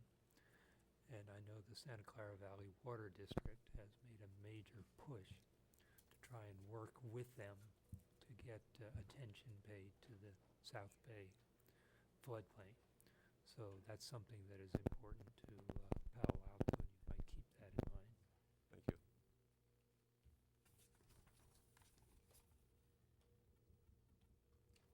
On to the next set. Yeah, yes. Yes. City Manager Keene? Thank you. Hey, Thane, this is Jim. Hello, Jim. Hi. Could we just get a little bit more explanation on this EPA role in this waters of the U.S.? Are these moving boundaries in the form of expanding them? And I guess I'm trying to understand how that could apply to Palo Alto. Well, a couple of concrete examples. Palo Alto is probably a co-permittee with the county on an NPDES Right. permit for stormwater. You and the other cities in the county have to have controls on your stormwater discharges, and there are responsibilities that the city has for your street gutters and the catch basins and where the water goes from the catch basins until it goes into the bay or discharges into creeks or wherever the discharge points are. What this rule does is it says that there's a scientific basis for the rule that says that actually isn't complete yet, but it says that all waters are connected. So they're going to trace water upstream from what are now the traditional navigable waters. In your case, the traditional navigable water is probably the San Francisco Bay. So they say that all tributaries that conduct flow into the San Francisco Bay are now going to be considered waters of the U.S. It doesn't make any difference whether the tributary is man-made, natural, man-altered. It doesn't make any difference whether it's piped for some segment of that tributary. But as long as they can trace upstream a bed, a bank, and what they call an ordinary high water mark or a water mark that shows that historically there's some flow activity in that tributary, it's going to be considered waters of the U.S. Then everything that is adjacent to the water of the U.S. is also considered waters of the U.S. Everything adjacent to that tributary is also considered waters of the U.S. And by adjacent, they say anything within a floodplain will be considered waters of the U.S. So when you have this designation of the water of the U.S., it doesn't just mean that you're going to continue to be regulated the way you are now, because you're regulated now under NPDES through the stormwater discharge. What it means is that the state has to designate beneficial uses for every one of those water bodies that are deep waters of the U.S. The state has to adopt water quality standards so that you can achieve those beneficial uses. And the beneficial uses are swimmable and fishable unless you can make a really strong case of why that shouldn't apply. Then you have to meet numeric effluent limits for everything that flows into those water bodies. So in the case of stormwater, right now you have to meet limits for what isn't, for the point from which the stormwater is discharged into a creek or the bay. In this case, if the stormwater system itself is considered a water of the U.S., everything that flows into the system, all the runoff from into a gutter or a ditch, a catch basin, that could potentially be regulated and have to meet numeric effluent limits.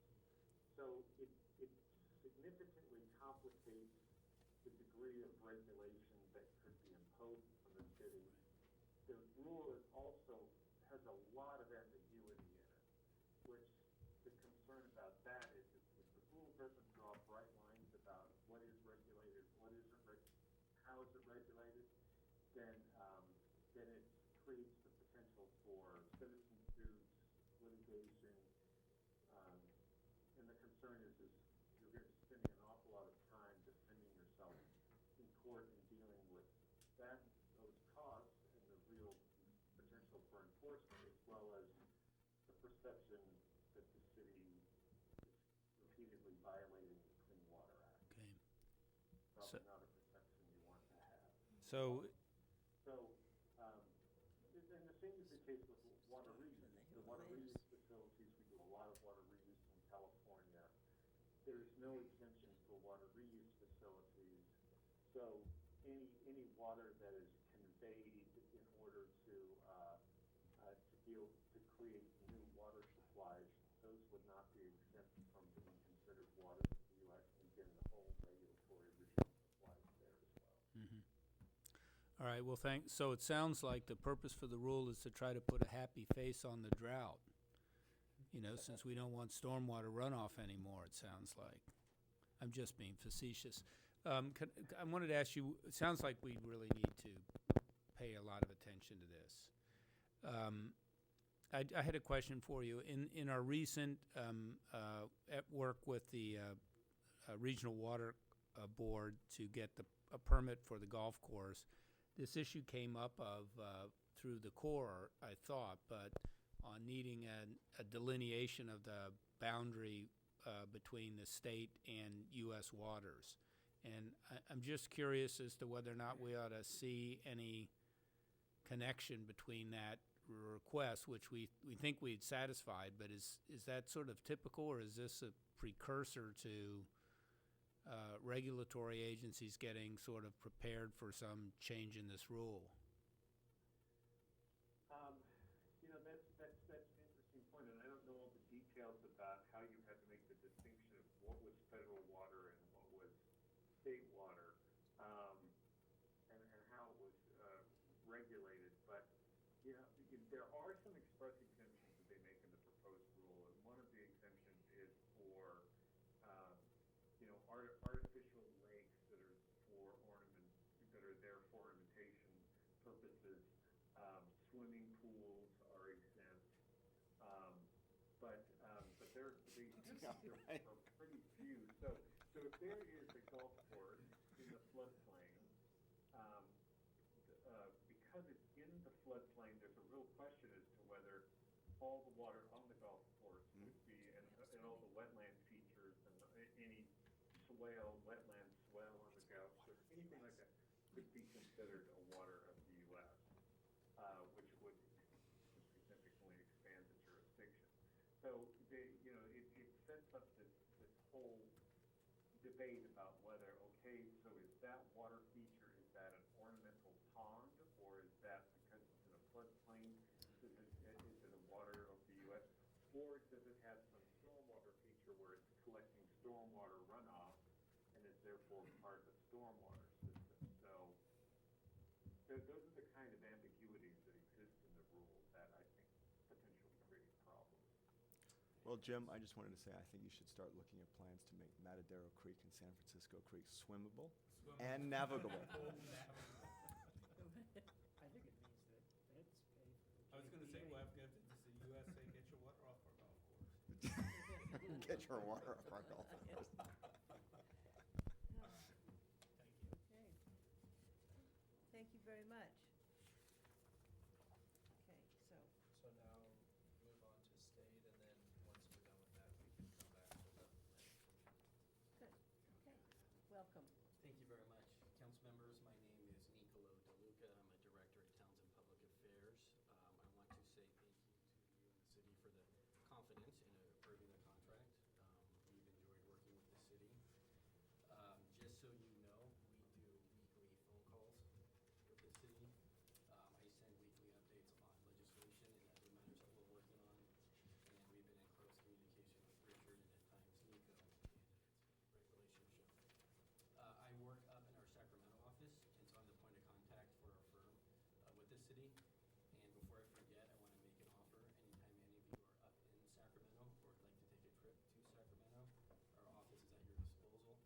We can set up meetings, we can do advocacy days, and really just kind of run the gamut of whatever support you'd like, especially if you're up in the capital. So what I'm going to do is really go over four main things. It's kind of the state of the state, the budget, the water bond, and then legislation that we're working on. With regards to the state of the state, obviously the governor is up for re-election. And as a good friend of mine said, it's not a re-election, it's a coronation. He has no real opponent, and he is really running the state with a lot of authority and confidence, and he's got the support of the legislature. He released his May revised budget this morning, and I'll get into that a little bit later. Assemblywoman Toni Atkins was just sworn in yesterday. She's the new Speaker of the House. She is from San Diego. She has a local government background, and if I'm correct, the city manager and she, they both went to Harvard together.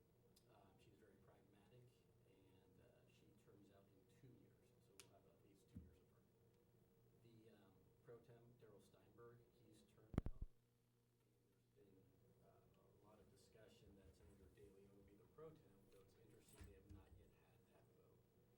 We assume after the budget's passed, the baton is passed, but that has not yet happened. And I'm sure you all know it's a black eye for the Capitol. 3 state senators have been, be polite, say suspended. So the Democratic supermajority in the Senate is gone. That makes a lot of Republicans very much in play.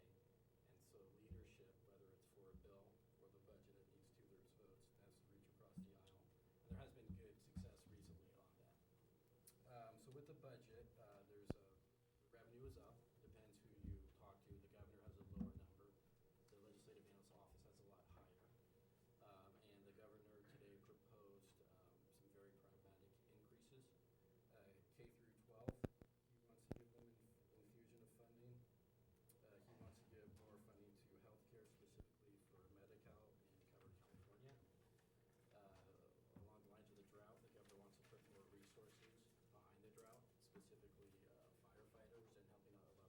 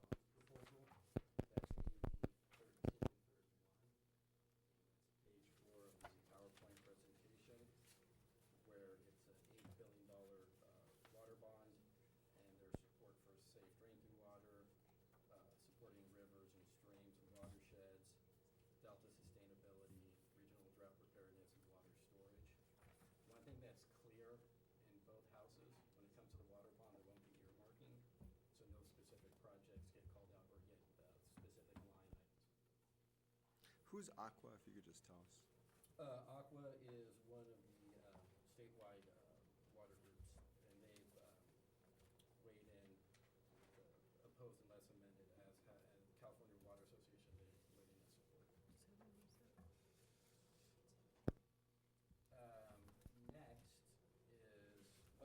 Before you go on from the water bond, I have to tell you that I've been our representative on the BOSCA board for a number of years.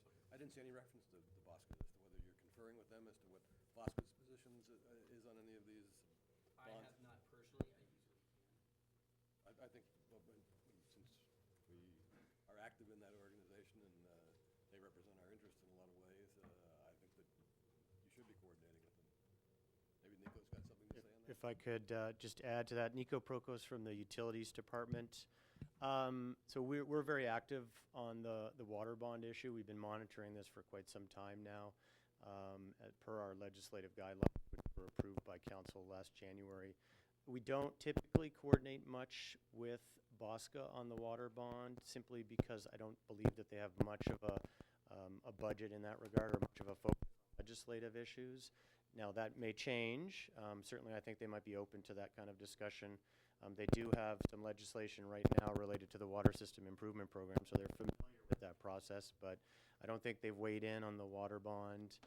We've been really working through the California Municipal Utilities Association on the water bond issue and with the other water agencies throughout the state. Since we put a fair amount of money into BOSCA, I think that at least you ought to check in with Nicole.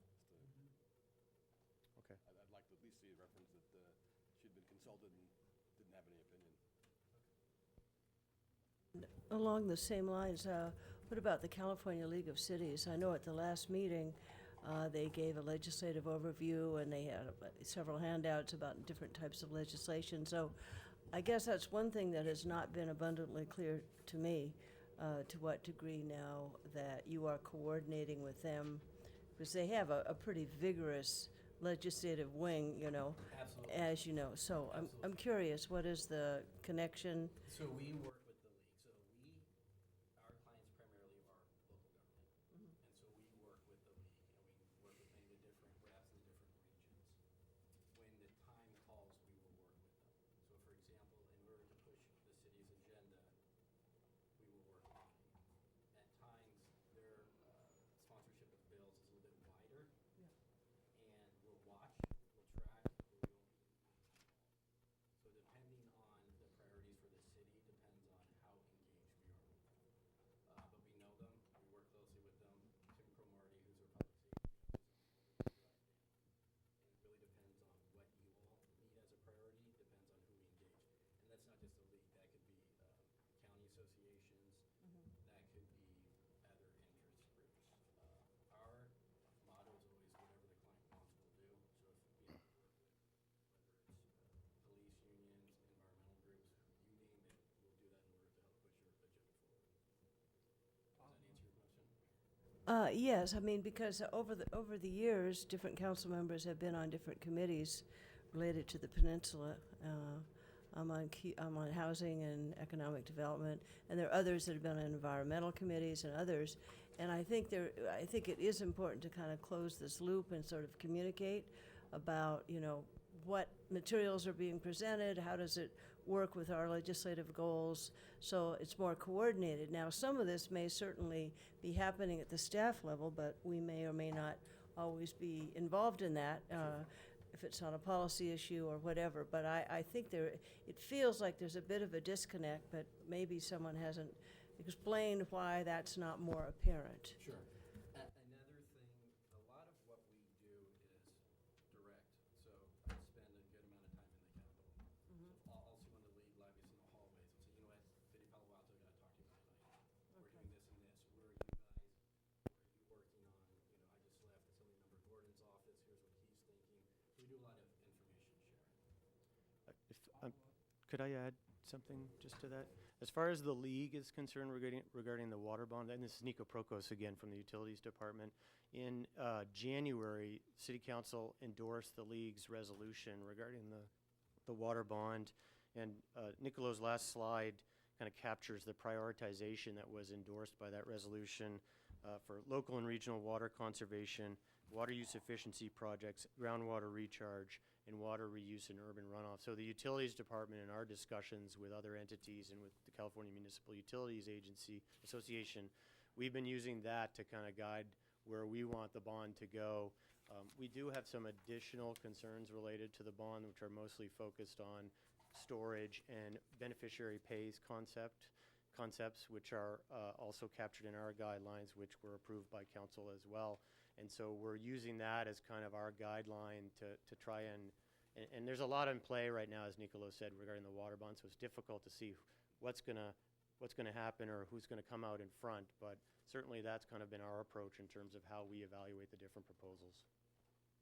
And on that note, regarding the water bond, the last slide that Nico mentioned, and also our kind of general philosophy, we like to submit letters on specific bills. We recommend submitting positions on where the city stands. So the water bond's a perfect example. Something that we're working with Richard on is letters from the city to the main authors, not supporting their specific proposal, but saying on behalf of the city of Palo Alto, here's our priorities. And then with that, we're on the record saying, here's where we are. They're very aware of us, like, okay, Palo Alto's doing this discussion. And then we share that with Assemblymember Gordon, Senator Hill, so they're aware also. And so I'm going to get into that also a little bit on legislation at times. And this is not a disparaging comment. I know the league kind of sends out blasts like, wait, send out a letter on this and that. We prefer to keep our powder dry, so to speak. And so when we're sending letters, it's very strategic, but we're not the city that's always weighing in on everything. So at one point, to the legislature, to the administration, to the agencies, they're like, you can't take a position on everything. You're spreading yourself way too thin. You kind of water down where you're coming from. So that's one of our strategies that we really like to recommend. So with that, I'm going to get into a couple of bills, if that's okay, and then happily answer any questions on them. Yeah, Councilmember Schmidt. I want to follow up for a minute on the league, Yes. because I note in our manual, one of the key steps is, follow the league, wait for the league, go to the league. I have not seen the league take much of a leadership position on issues that are important for us. You know, once a year we get an agenda of here are the things they're going to vote on, and I think in 6 years there hasn't been one of them that has been of significant importance for Palo Alto.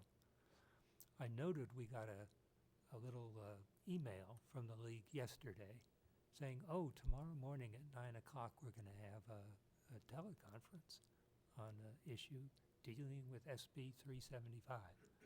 Now, 375 is of critical importance to Palo Alto. We get engaged in it deeply each year. And, you know, to have the league drop in at the last minute and say, I know you don't have a chance to talk about this at the council or anywhere else, but our input goes tomorrow morning at 9 o'clock. That's not being very responsive.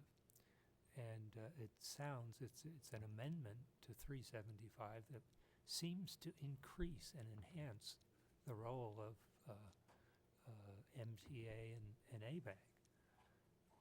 Now, I guess the question is, do you work with the league? You work for us? How much should we depend on the league, and how much should we turn to you on issues like that? What do we do as a council to? Certainly.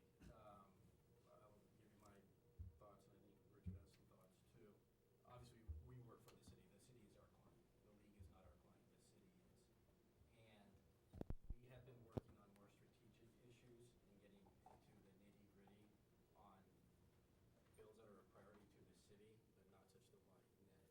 So specifically, the bill you're talking about is Senate Bill 792 by Senator DeSaulnier, which impacts ABAG, and the city's involved because they're going through their sustainable community strategy, and there's some concern that it could impact local government.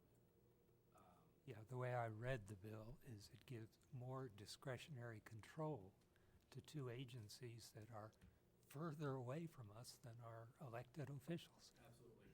I've got a meeting with the Solomon staff tomorrow afternoon to talk to them about this. I'm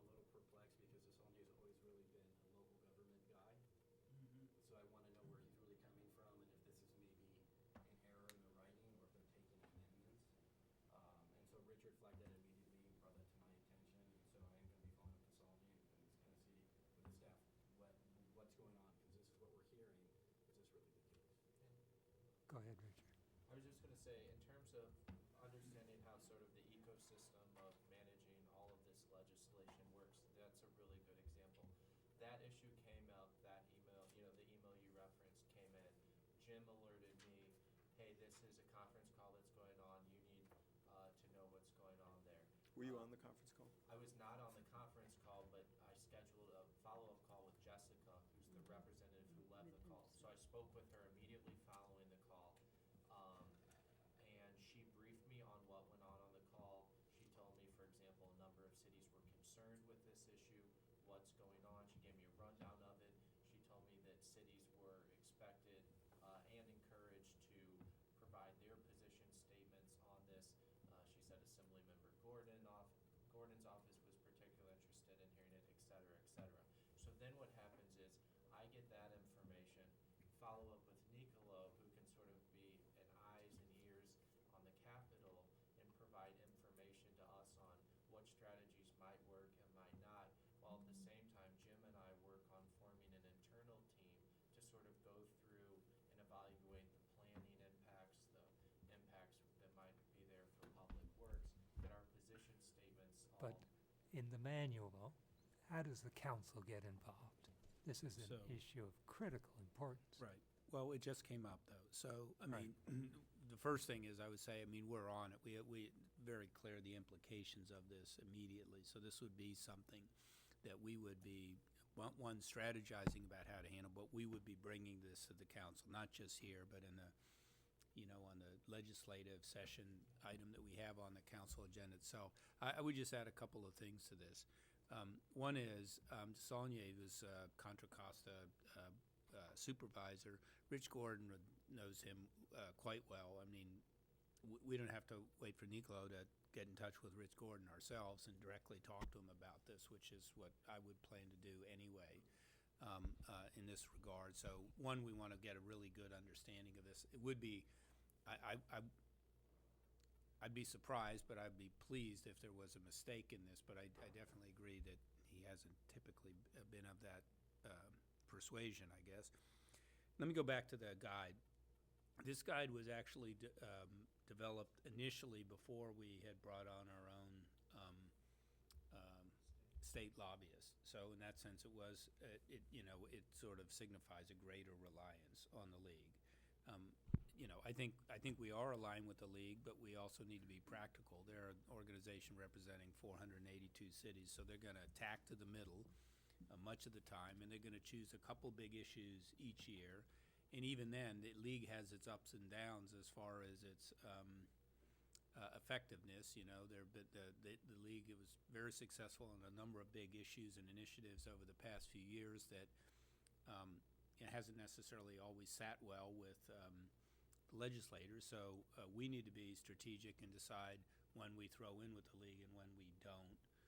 And I think now that we have our own lobbyists, our role really is for us to, and particularly as Richard was talking about, prospectively getting ahead of this in the fall to start to get proactive about what things we want to pursue. Because certainly on the proactive side, trying to work through the league, is it's a slow boat and really not very effective for us.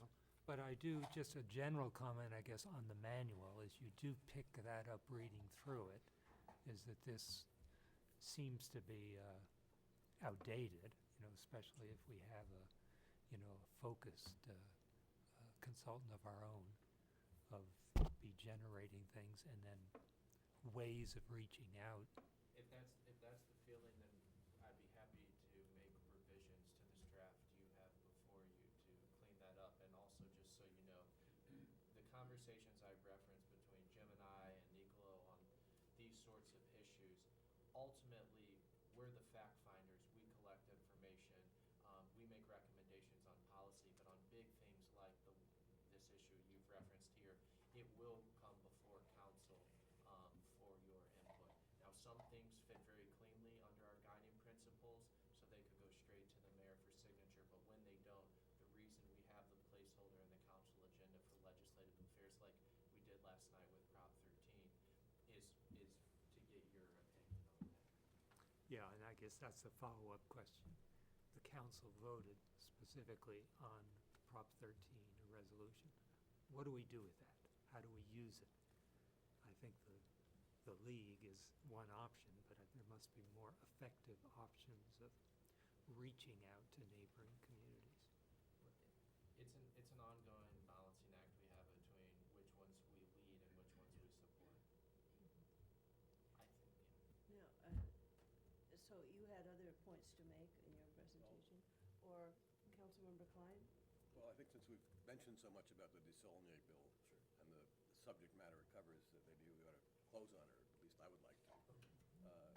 I would like to use this opportunity to go the other way.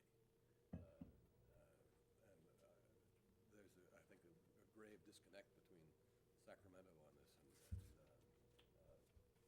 true, I think, throughout Santa Clara County anyway. I know Palo Alto is not alone, and that is the mandatory housing requirements are very, very unpopular. And so I would, rather than seeing more power given to MTC and ABAG and so forth, which I would tell Desaulnier if he was here, if we had an election on ABAG here in Palo Alto, he would lose by about 85 to 15. So I think the message really is, not only is that really wrong, but we ought to be moving in the other direction to have, several of us have put a lot of time into this issue and know that California is really a outlier on how to move forward and trying to get more housing in areas. So, and that this is something I think that is not just a technical issue to people in Palo Alto. It's I think a lot of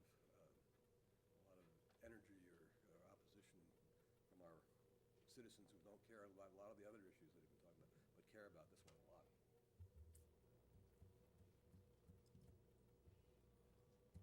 Which does get me to another broader point while we're talking about it. I really like the idea of being proactive in the fall, because right now we're sort of in a defensive position, and I would like to see us move to offensive in a lot of ways. And several of us have talked to Hill and Gordon about this issue, and they give us some lip service, but I don't know what they're really doing. Sure. And thank you for your comments. We agree about being on the front end. As Richard was saying, what we propose is once the governor's done signing or vetoing all the bills, we'll see what the landscape is. We obviously then work with the city leadership, and then we start what we call shopping around bill themes. Within a week of you all approving our contract, we were in Gordon's office meeting with him directly. And he said, oh yeah, he's like, yeah, I've talked to the city manager, I've talked to Richard, I know the city wants to run some bills next year because we're already in the process. He's like, I'm eager, let's get something going. And so that's what we like to do, basically October, November, we've narrowed down our themes. November, December, we're shopping our authors. So January, we're hitting the ground running and we're leading the discussion, not responding to it. Your point on Prop 13, before I forget, I don't see an appetite this year to change it. The governor's on the ballot. He's a little respectfully older thinking in his ways regarding Prop 13. I know a lot of cities have been supporting resolutions, at least closing the loophole on how commercial property is taxed. Assemblymember Amiano's got a bill on that, which I'll send to the city for review. We'll talk about best ways to move forward. But I know there's been a push about Prop 13 reform on the ballot, and I don't see the appetite this year. There are now 69 cities and school districts who have passed resolutions. Nice. So ferment. It's definitely growing, definitely. Yeah. It's something to watch. May I just make one last comment on that? I think these raises some big questions, particularly as we get to the fall, about where we want to expend our energy. I mean, for us as a city, it's just like the league or another organization. They can't deal with too many items. They have to choose one or two things at the most to really focus on. And of course, I mean, we can send letters, we can touch base on things, but the things that Larry mentioned or that you're talking about, Greg, I mean, these are big issues. And we're interested in them because they really matter. But just to choose one of those, we basically would say, wow, we need to put all our energy really into this. I mean, because this isn't just petitioning our representatives. This is coalition building with other jurisdictions. This is building linkages with business or other folks to get some momentum. I mean, it still doesn't matter. Even at the end of the day, even though the League of California Cities can have 482 cities behind them, depending upon the issue, they can run into a lot of resistance regardless of that, with other interests. So I just think we need to realize next year of when we really, we really start to look at this and even playing defense, say, on this, what is it, what's the bill's number in the end, 792 or whatever? 792. Even that can take a lot of effort. Absolutely. To dovetail into that, so to sponsor a bill, that's a City of Palo Alto specific bill, as the city manager was saying, we're the point. So we're literally writing the bill. Say Gordon or Hill's the author. They're helping shepherd it, but we're doing all the meetings, testifying in 4 different committees, coalition building. So it's an intensive effort.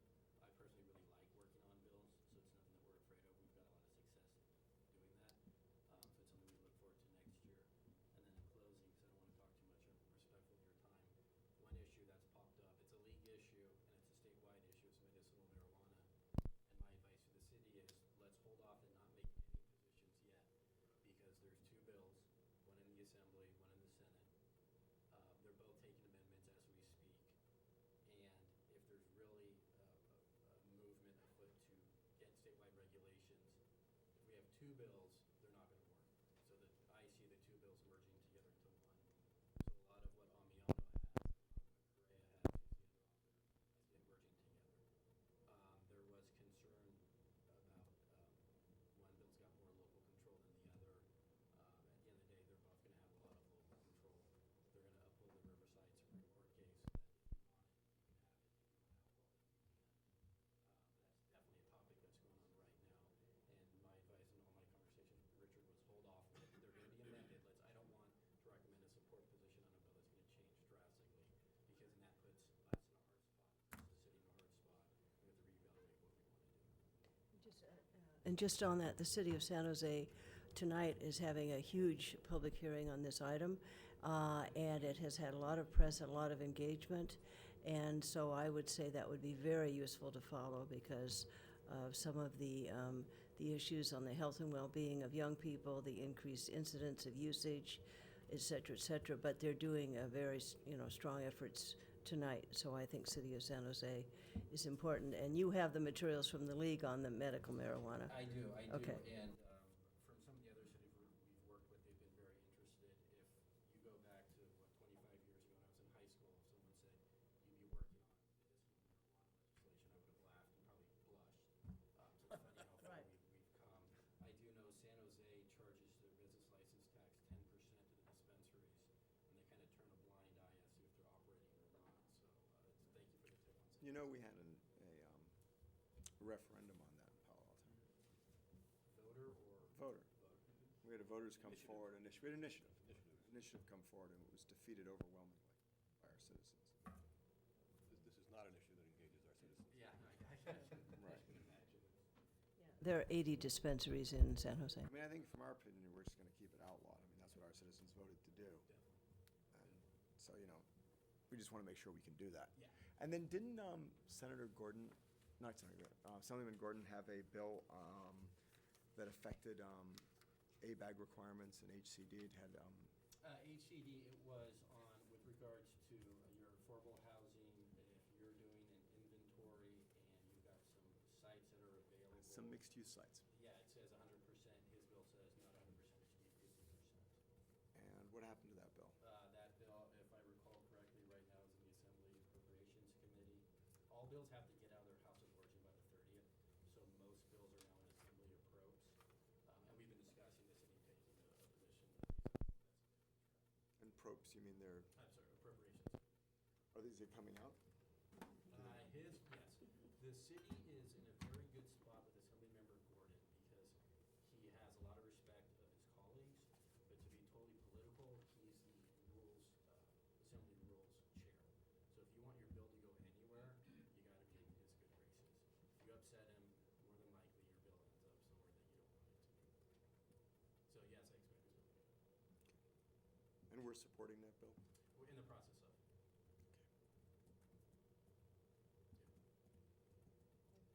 So there you have it. Happy to answer any and all questions. More questions? Councilmember Klein, Um, we have some more items tonight, too, you know. Just one, I think. Looking at the policy manual or anything or something? Yes, I was, on your report to us, Yes. like the report, but I really don't want to spend the energy to go look up what Senate Bill 1014, I Hear you agree loud. with that one, Yeah. yeah, I Yeah. agree. two sentence or two about what it's about would help. So noted, so noted. Thank you. Okay, we ready to move on? Thank you. Do any colleagues have comments on the manual? And we'll try to, just a few comments if people have them, and then we move on to the next item. Well, I thought Greg made a really good comment. I'd like to see it come back after it's been revised to the situation. Then we can- Correct, but do any of us have clarifying questions for the manual right now? Well, if I could just make the point, if you turn to the manual on page 5, council's specific action, determine council positions on resolutions proposed for adoption by the League of California Cities. That happens once a year with bland memos coming in. On page 7, it says, departments become acquainted with the League of California Cities staff person.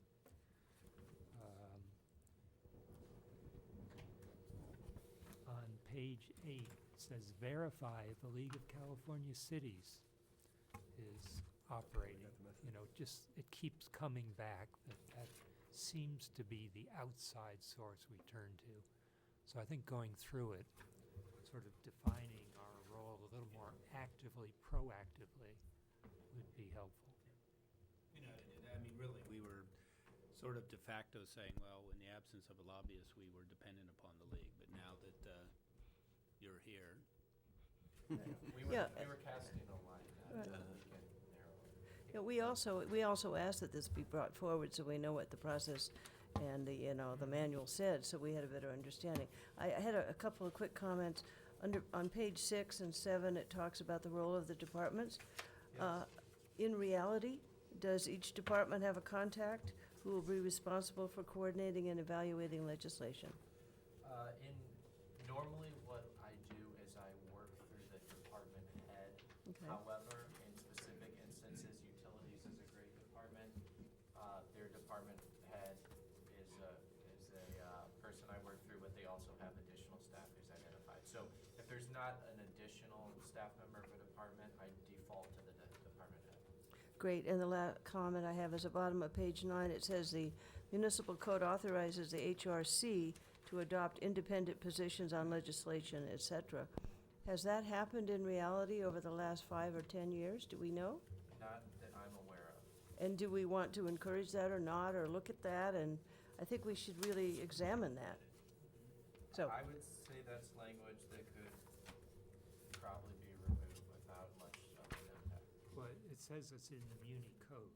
So we'd have Right. to change the Yeah, I mean, so, community code. right, we could change it, but in terms of the operational effectiveness of, how our city takes positions, I don't think it would have a big change. But if you'd like us to go through the effort of changing the muni code, I think it should be if you want us flagged. to Let's take a talk little about bit that. of a look at what Yes, this is, the that- background, the implications of it, and then we can decide whether or not it's something that you know, in some way you would want to You really Right. wouldn't want them writing letters. No, I mean, people could say, well, the city of Palo Alto HRC has said blah, blah, blah, blah, blah. Yeah. We want medical Could add marijuana or something. confusion, you know what I mean?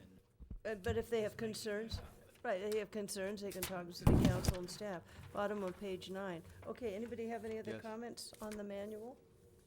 No? Yeah, Yes? I've given Richard Okay. some editorial comments just on writing, which they're not policy.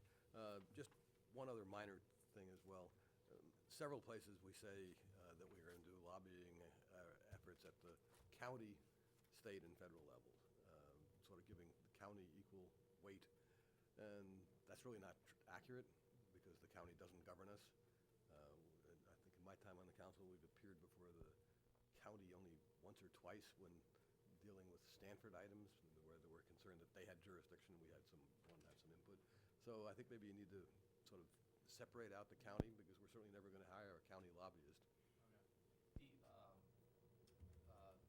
The reference there was mostly to county transit issues. Is there a specific way you would like those referenced?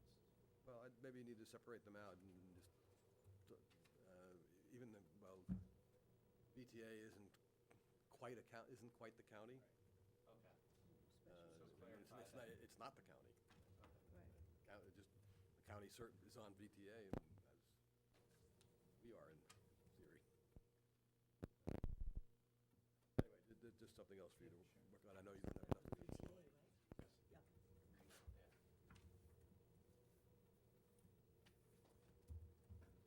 Madam Chair, I'm going to go back to that other committee over there.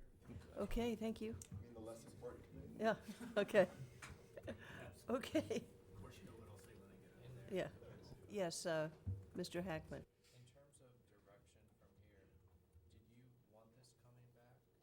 Did you want this going to council for approval, or did you want this coming back to you in the fall? Well, I think it should come back here and then we should vote on it. You're talking about the manual itself? Yeah, I agree. One more Then it round should here? Well, then it should go on consent. And Yes, would I you- agree. Would you like me to incorporate into the manual the language I said regarding a semi-annual program with proactive? Yes, it has to be much more rigorous And than I'd it's like been. to see this, when you do the agenda, that it says approval of manual. It wasn't quite clear that that's one of the things you wanted us to do. Okay, I mean, it should be a separate item. I think it should be a separate item than the lobbying updates. okay. Would you like a lobbying update when it comes back in the fall as well?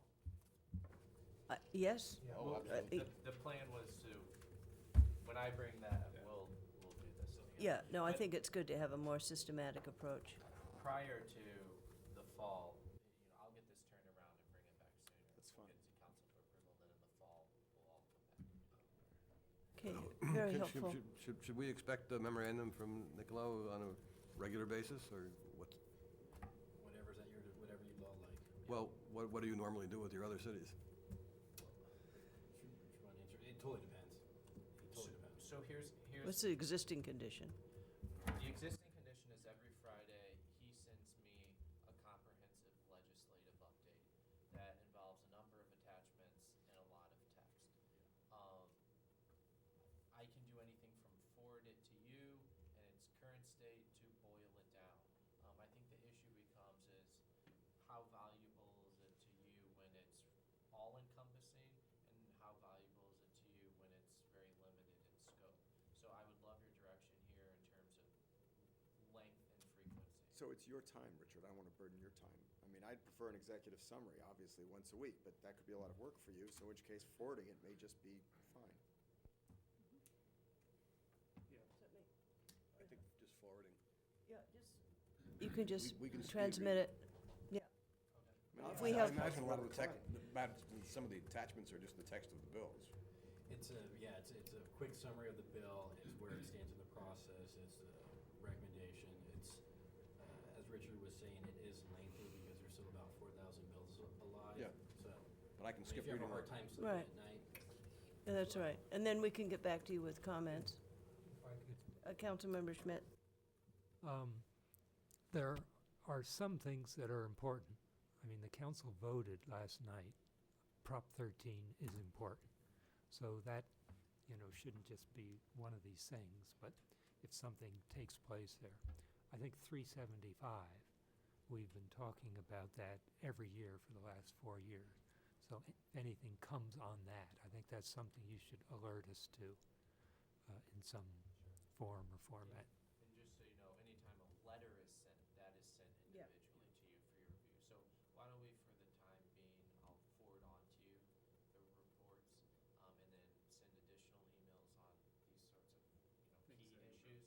And if you feel that's not working, when I come back with the revised program manual, we can look to adjust that as well. I don't know if it would be appropriate or not to send it to the entire council or just to us, because there'll be some sensitivity around this. I was planning the full council. Thank you. Thank you. Nothing to hide here. All right, right. Thank you very much. Appreciate meeting you. everyone's participation. Thank you. Okay. Say hi to Thane. Good seeing you, is that right, Steve? You too, thank you. Staying still there, or has he gone to sleep? Bye, Thane. Hopefully he's gone. Thank you very much. Okay, see you.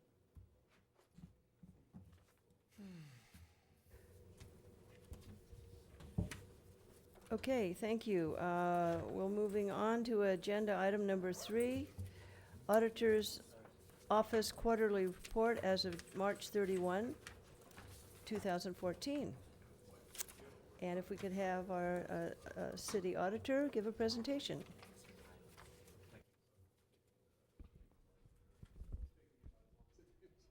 Thank you, Chair Price. Is this on? Yeah, okay. Thank you, Chair Price, members of the committee. This is the Auditor's Office Quarterly Report for the third quarter of fiscal year 14. It provides the status of audit work completed during the quarter, as well as audits that are in progress. Just a quick overview of the city auditor function. We conduct performance audits to provide, to provide effective and efficient information regarding the effectiveness and efficiency of which resources within the city are used, the adequacy of internal controls, and to ensure that city departments are complying with regulatory requirements and their policies and procedures. Of note, in the past quarter, the City Auditor's Office received the Silver Knighton Award in the Small Shop Audit category for its inventory management audit that was issued in December 2013. We received that award last week at the annual conference for the Association of Local Government Auditors, and we'll be making a formal announcement at a future council meeting. And then, although this happened after the quarter, since I'm here today, we wanted to just make note that I was appointed city auditor on April 7th and was starting April 15th. So we have a summary of 4 audits here. The first one is the performance report, which was formerly the SCA, Service Efforts and Accomplishment Report, and the Citizen-Centric Report. We provide this report on an annual basis to give a historical trend analysis of 5 years' worth of data for each of the city departments. The report is available online. We did a presentation in March regarding that report. And just of note, the format of this report says end date. That is actually the date that we've presented these reports to the committees. And in the future, I'm going to change that so it's clear that that is the date we present to committees. The next audit is the Solid Waste Program audit. This objective is clarified from the last time you saw the report. The last time it addressed zero waste goals, but the audit actually focused more on the accuracy of service data and billing data. And so we changed the objective to align more closely with the work that was done. And that report is scheduled to be presented to the Finance Committee on June 3rd. The next audit is the franchise fee audit. That is regarding cable franchise fees, and it's to determine if the franchisees accurately calculated and remitted fees to the city in accordance with the Palo Alto Municipal Code, and whether the city has adequate controls in place to discharge its responsibilities for administering those franchise contracts. And the next audit is the audit of meters, procurement, inventory, and retirement. This audit is actually a result of the previous inventory management audit, and its purpose is we identified some issues during that audit that were not fully addressed in that audit. And so this is a follow-up audit that will address whether the efficiency and effectiveness with which the utilities department tracks the procurement, inventory, and retirement of the utility meters. That one is in progress, and we expect to present that one in August. Then we have some ongoing responsibilities. One of them is the sales and use tax allocation reviews. So we contract with a vendor who supplements the work that we do in-house For the year-to-date, we have identified a total of the city has received a total of $150,000 in reallocation of sales tax and use tax. 86,000 of that we identified, and approximately 64,000 the contractor identified.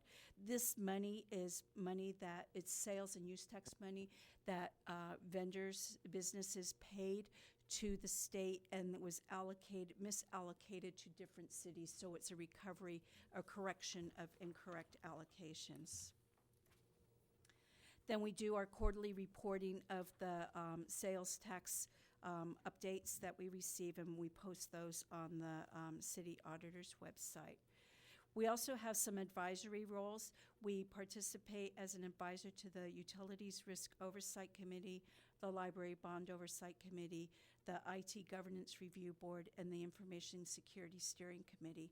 We focus on being an advisor and not a voting member. Our audit standards don't allow us to be in a decision-making role for management, so that's why we stick to being in an advisory role. The next part, in August 2012, we launched the hotline where city employees can report any fraud, waste, or abuse that they see occurring within the city. To date, we've received 10 complaints. 3 of them occurred in this fiscal year. 1 of those is currently under investigation.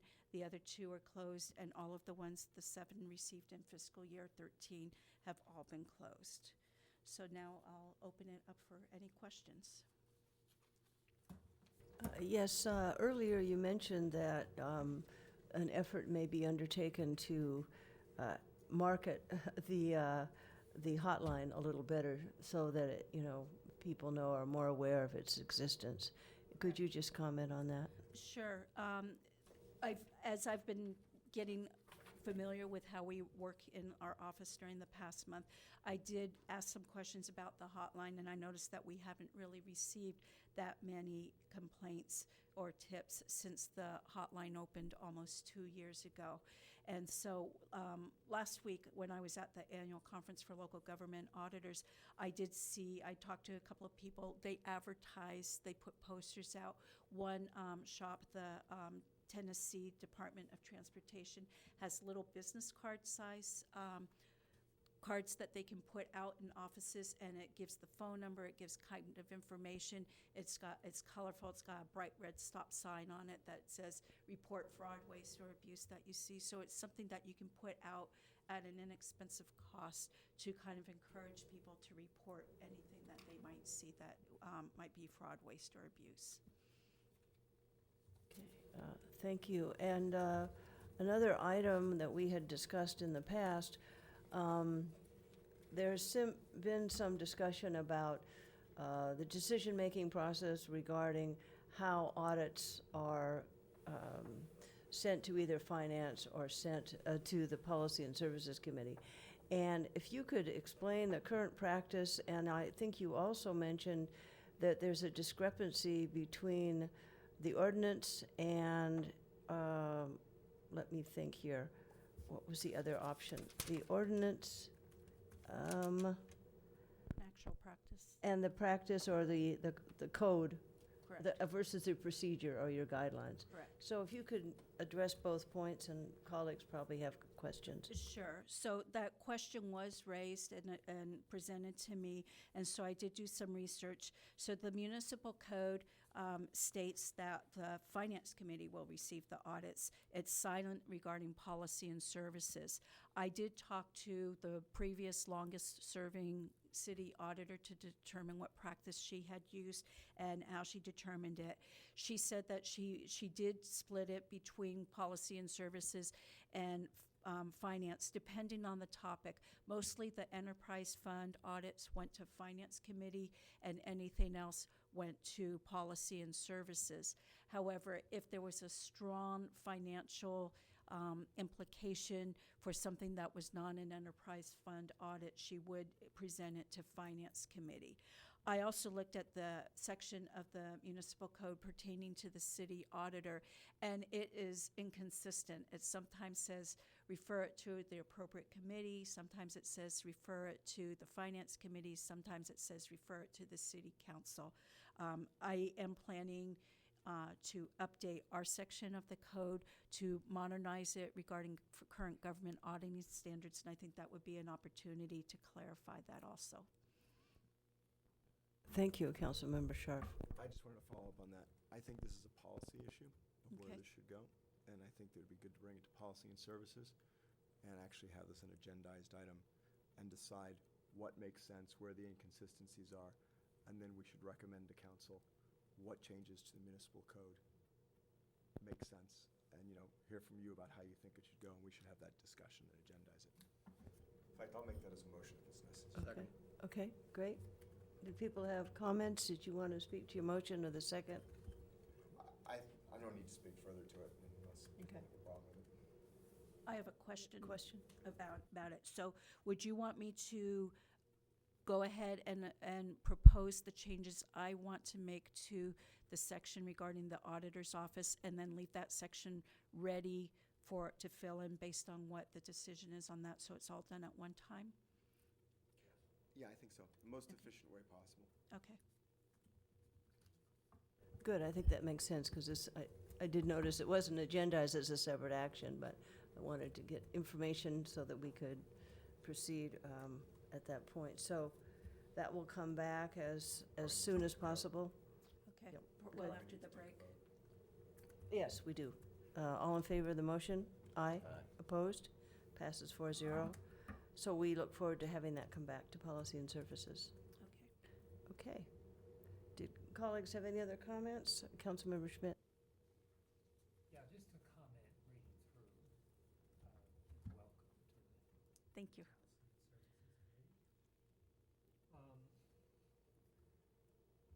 The solid waste audit is something that's very significant. It helps us deal with issues that we currently have. But I look at the other two, franchise fee, auditor meters. It's good auditor stuff, but I don't see it having a big impact. And I wonder how, the topics are picked. And why didn't we have audits of things that are critical, seem to be critical problems for the council and the community?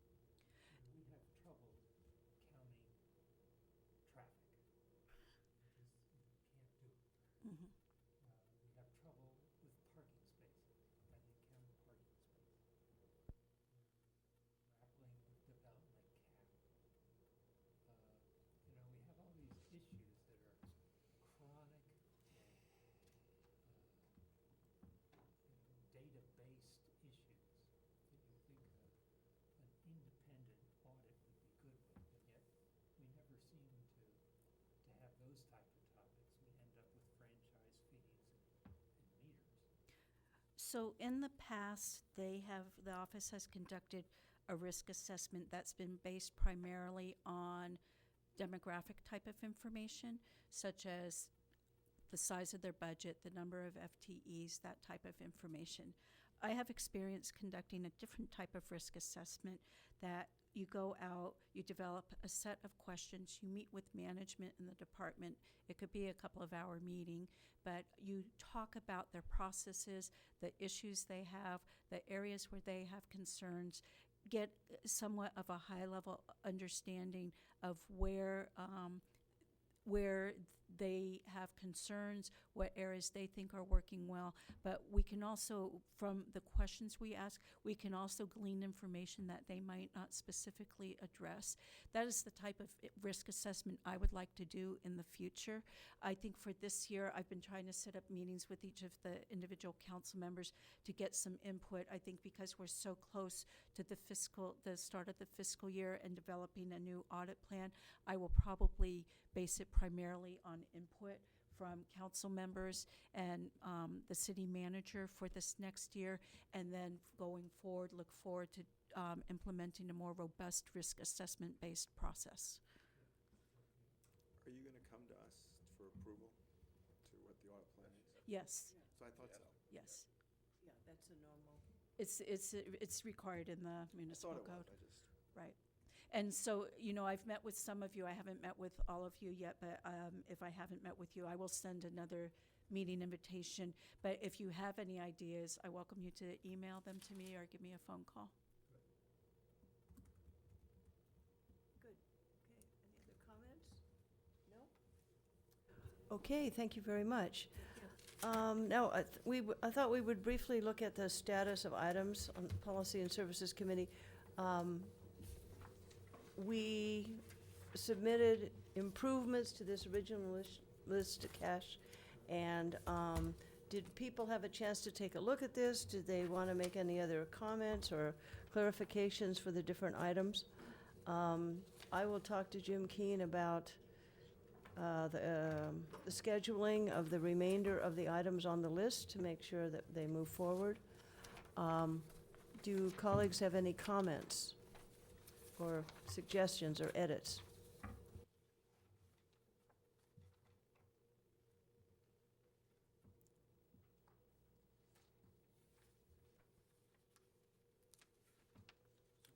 Committee members did email me individually some questions about different items. I can go over those if you guys would like. Sure. If we jump to page, the second page, we're pretty good through item, the electric vehicle policy update, but if we jump to the charter amendments and ballot measures, that's coming to the committee next week. There's some feeling that we may not get through that item next week, and it might then be carried forward to the June 10th meeting. And so then on the June 10th meeting, we would finish that item if needed, and then do the ordinance. We have addressed the, I think Councilmember Klein had questions about e-cigarettes and other tobacco-related problems, so the staff report will address that, and the presentation will address that. If we move on to the green building ordinance item, Council Chair Price wanted to know if it was a policy issue or just simply procedural. Councilmember Sharp, you had suggested that there should be a companion piece to review the Citizens Guide to the lead for neighborhood development. Yeah, that was me. Oh, that was you? Yeah. I'm sorry. So the feedback I'm getting from staff is that the green buildings ordinance are amendments to Title 24 Building Code. The building code will require policy and services to review and recommend approval to City Council. Then Council will hold a public hearing to allow the public testimony as part of that.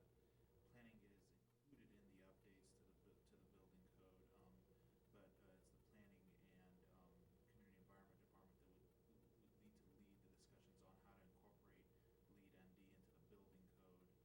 And so the item coming before you is more of a development services ordinance update. I have not had the opportunity to sync with planning and community environment and see if they have the capacity, given their current workload, to look at the LED, ND, and the Citizens Guide to the lead for neighborhood development. I can do that before our next meeting and see where they are. But it's kind of a status update with the inquiries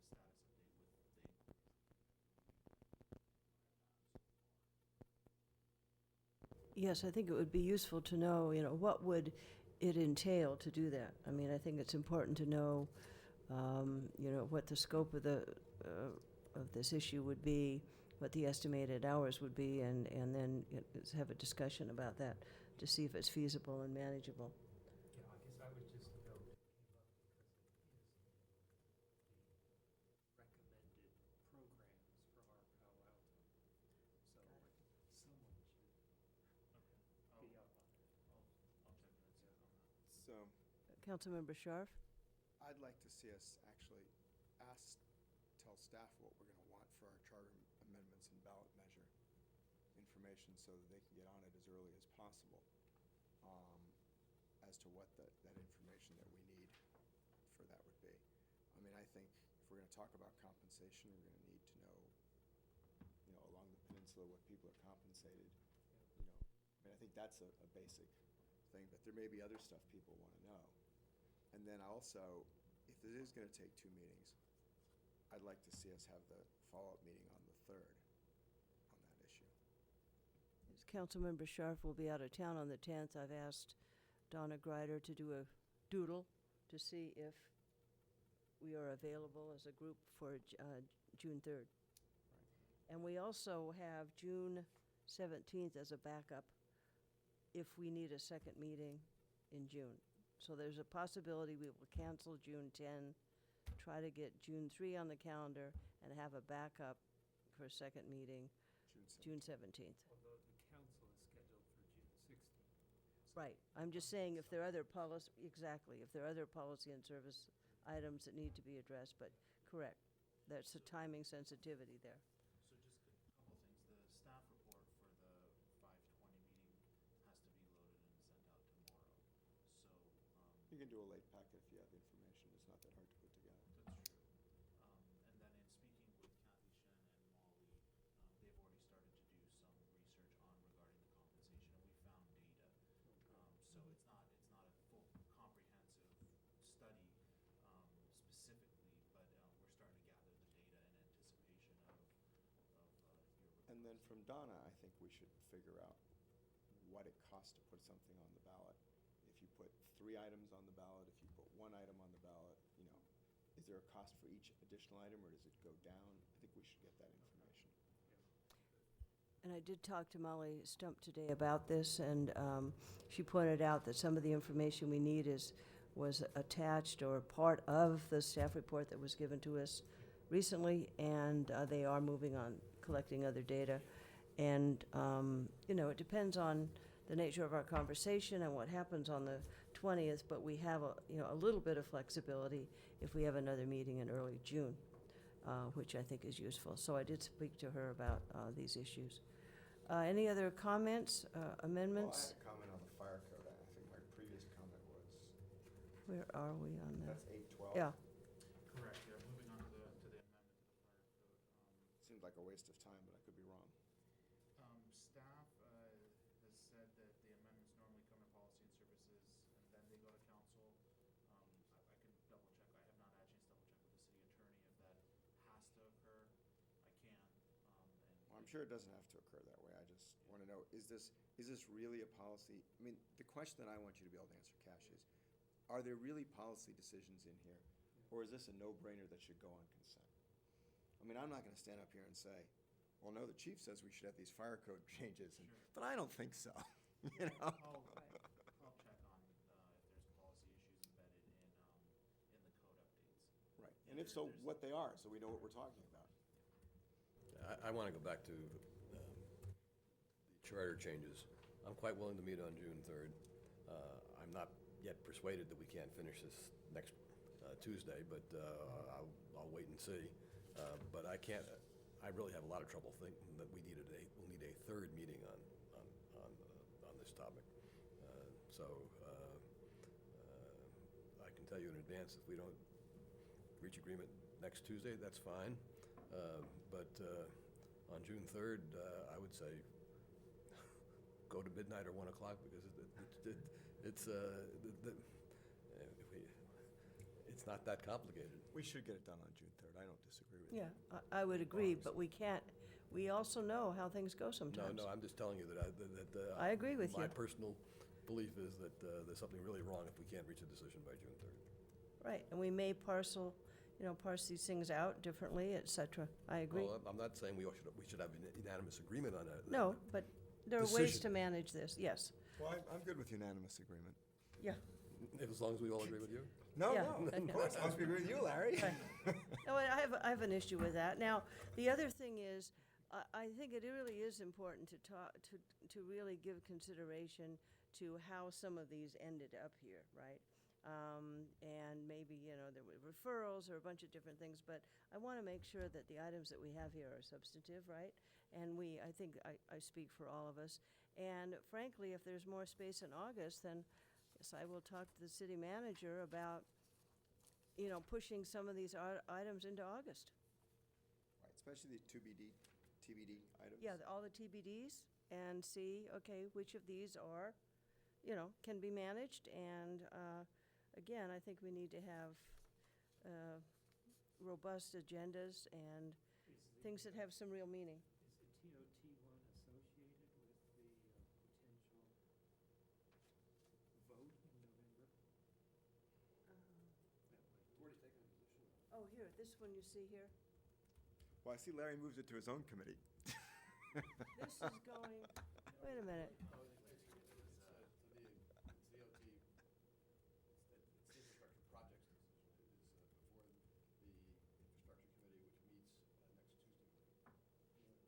Oh, so it's going to infrastructure, so then it's not coming to us. That was my little joke, that Larry just Yes. moved it to his own committee. It can't come to you. It was a discussion between the city manager and city attorney that there's some nexus with this item and what's happening in the infrastructure committee, and they wanted it to go to the infrastructure committee, but it could come back to you.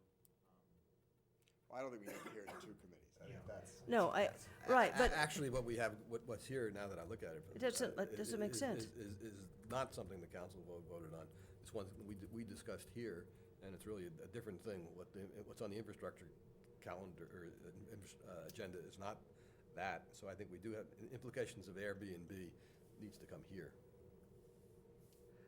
Yes, I think there's, this is, Have I written it wrong? let's see, yeah, this is not, that was something that would go to infrastructure. No. No, Well, no. The TOT issue is something that's a separate, but this is as it relates implications Airbnb. So that will not be going to No, infrastructure. it's coming here. Right. So, And there are two elements to Airbnb. One is to make sure that they're paying their people who are using that services, that we're getting our transport occupancy tax on it. And the second part of it is whether it's legal in R1 neighborhoods. the Airbnb activity. Yes. Okay. I'll circle back with Jim and Molly and make sure I've got this correct. The Okay. notes I have is that Molly's reviewing the draft ballot language and preparing the items for the infrastructure committee. But that's That's a TOT. different- That's the TOT separate item. Right, Okay. increasing the TOT. And the next one, I thought we had agreed, is a non-item. We did agree it was a non-item. Yes, In let me fact, look I at think my I told notes. you it was a non-item. You probably did. I just left it on there. I didn't want to remove it without making sure we're all on the same page. And yes, Molly concurred with you guys that it's a non-item, so I will remove it. Yeah, and other entities are addressing this now. Okay. Oh, and I did make a comment on the next one, Architectural Review Board process. We are having a joint study session with the Architectural Review Board in June, I think June 2nd. And I think we'll have to wait and see what happens there. So at this point, it's kind of a soft placeholder. But there may be some things that come out of that joint study session that could refine this. To have a discussion before a joint study session. When was that session again? Fortunately, that's too early. It's June 10th. Was it June 9th, isn't it? I think it's Is June it 9th. 2nd or the 9th? I think Which it's is the it? 9th. The 9th? Yeah. Well, why don't you let us know when it's scheduled, the joint study session? Check right now. But on the other hand, it is a different issue to some extent of what they, I mean, I think it'd be good to bring it up with them. It is Monday, June 9th. Okay. But I would imagine some of these points are going to come forward during that discussion. You'd think so, yeah. Yep. So, Well, it's very hard because those are individual comments, they're not council comments. right. What we're talking here is council position on the ARB. So those are very, very different, it seems. Well, one option is to really defer this until after June 9. Oh, yeah, I don't see us So- doing it before June So 9th. let's just look at that. And in terms of the schedule being, keep being aware. And the last one, that's pretty clear, I think. Actually, it isn't to me. What are we No? gonna do? What are we gonna Social discuss? media. What are we gonna discuss? We don't have a social media policy at this point, is my understanding, and so it's been deferred and it hasn't been completed, so this was an effort to bring that. What would a social media policy look like? I'm just confused. There are lots of examples of them that have been presented in the past as general information. Under 40 words or less. That's Twitter, right? Right. So there were some questions I got some feedback on them I could answer. We have an internal policy as part of our policies and procedures manual, as part of the merit rules and civil service stuff. And that was created in 2010. It's out of date. Claudia, believes it needs revision. I don't believe the policy has ever formally come in front of council. The key elements of it are the purpose, the general guidelines, the procedures, Twitter standards, Facebook standards, video hosting standards, the standard and format, who administers what site, content, the posting, the style, discussions, and then how you archive the data. The feeling is it is out of date. Would Claudia be the point person to come before the committee and tell us Yes. what she wants? Yes. Okay. And so I have a question on that. Would that also include the librarian or not? Is there any linkage between practices in the library and what we have as policy for the city? Yes, so what we've done is, do you recall Linda Clerkson, her position? So that position's been, it's still active as FTE, but we've split the position out and hired a hourly content editor who's doing a lot of content editing and writing. And then we were using some of those funds and we've hired a social media consulting firm. And they have just come on board. They've really been on board for 4 weeks. And so they're doing really an audit right now of all of our social media platforms and working with the internal social media group. And these are folks in every department that manage that department's social media activities. So in talking with Claudia, she'd love to bring the item before you. She just needs a little bit of time to work with the consultants, work on updating the policy and getting the operation in order. So when if you think based on our schedule, August, September, somewhere there, we could do it, but I leave that up to the chair. Okay, no, I think that makes sense if colleagues concur, and I think it would be useful to have someone who has, maybe some expertise in the social policy side, and in addition to Claudia's work, in terms of making sure we have the right team members here to address. And I would be curious as to how Monique fits into the mix or not in terms of the practices and the policies that relates to the public. Okay, people have other comments? Okay, meeting's adjourned. Yes.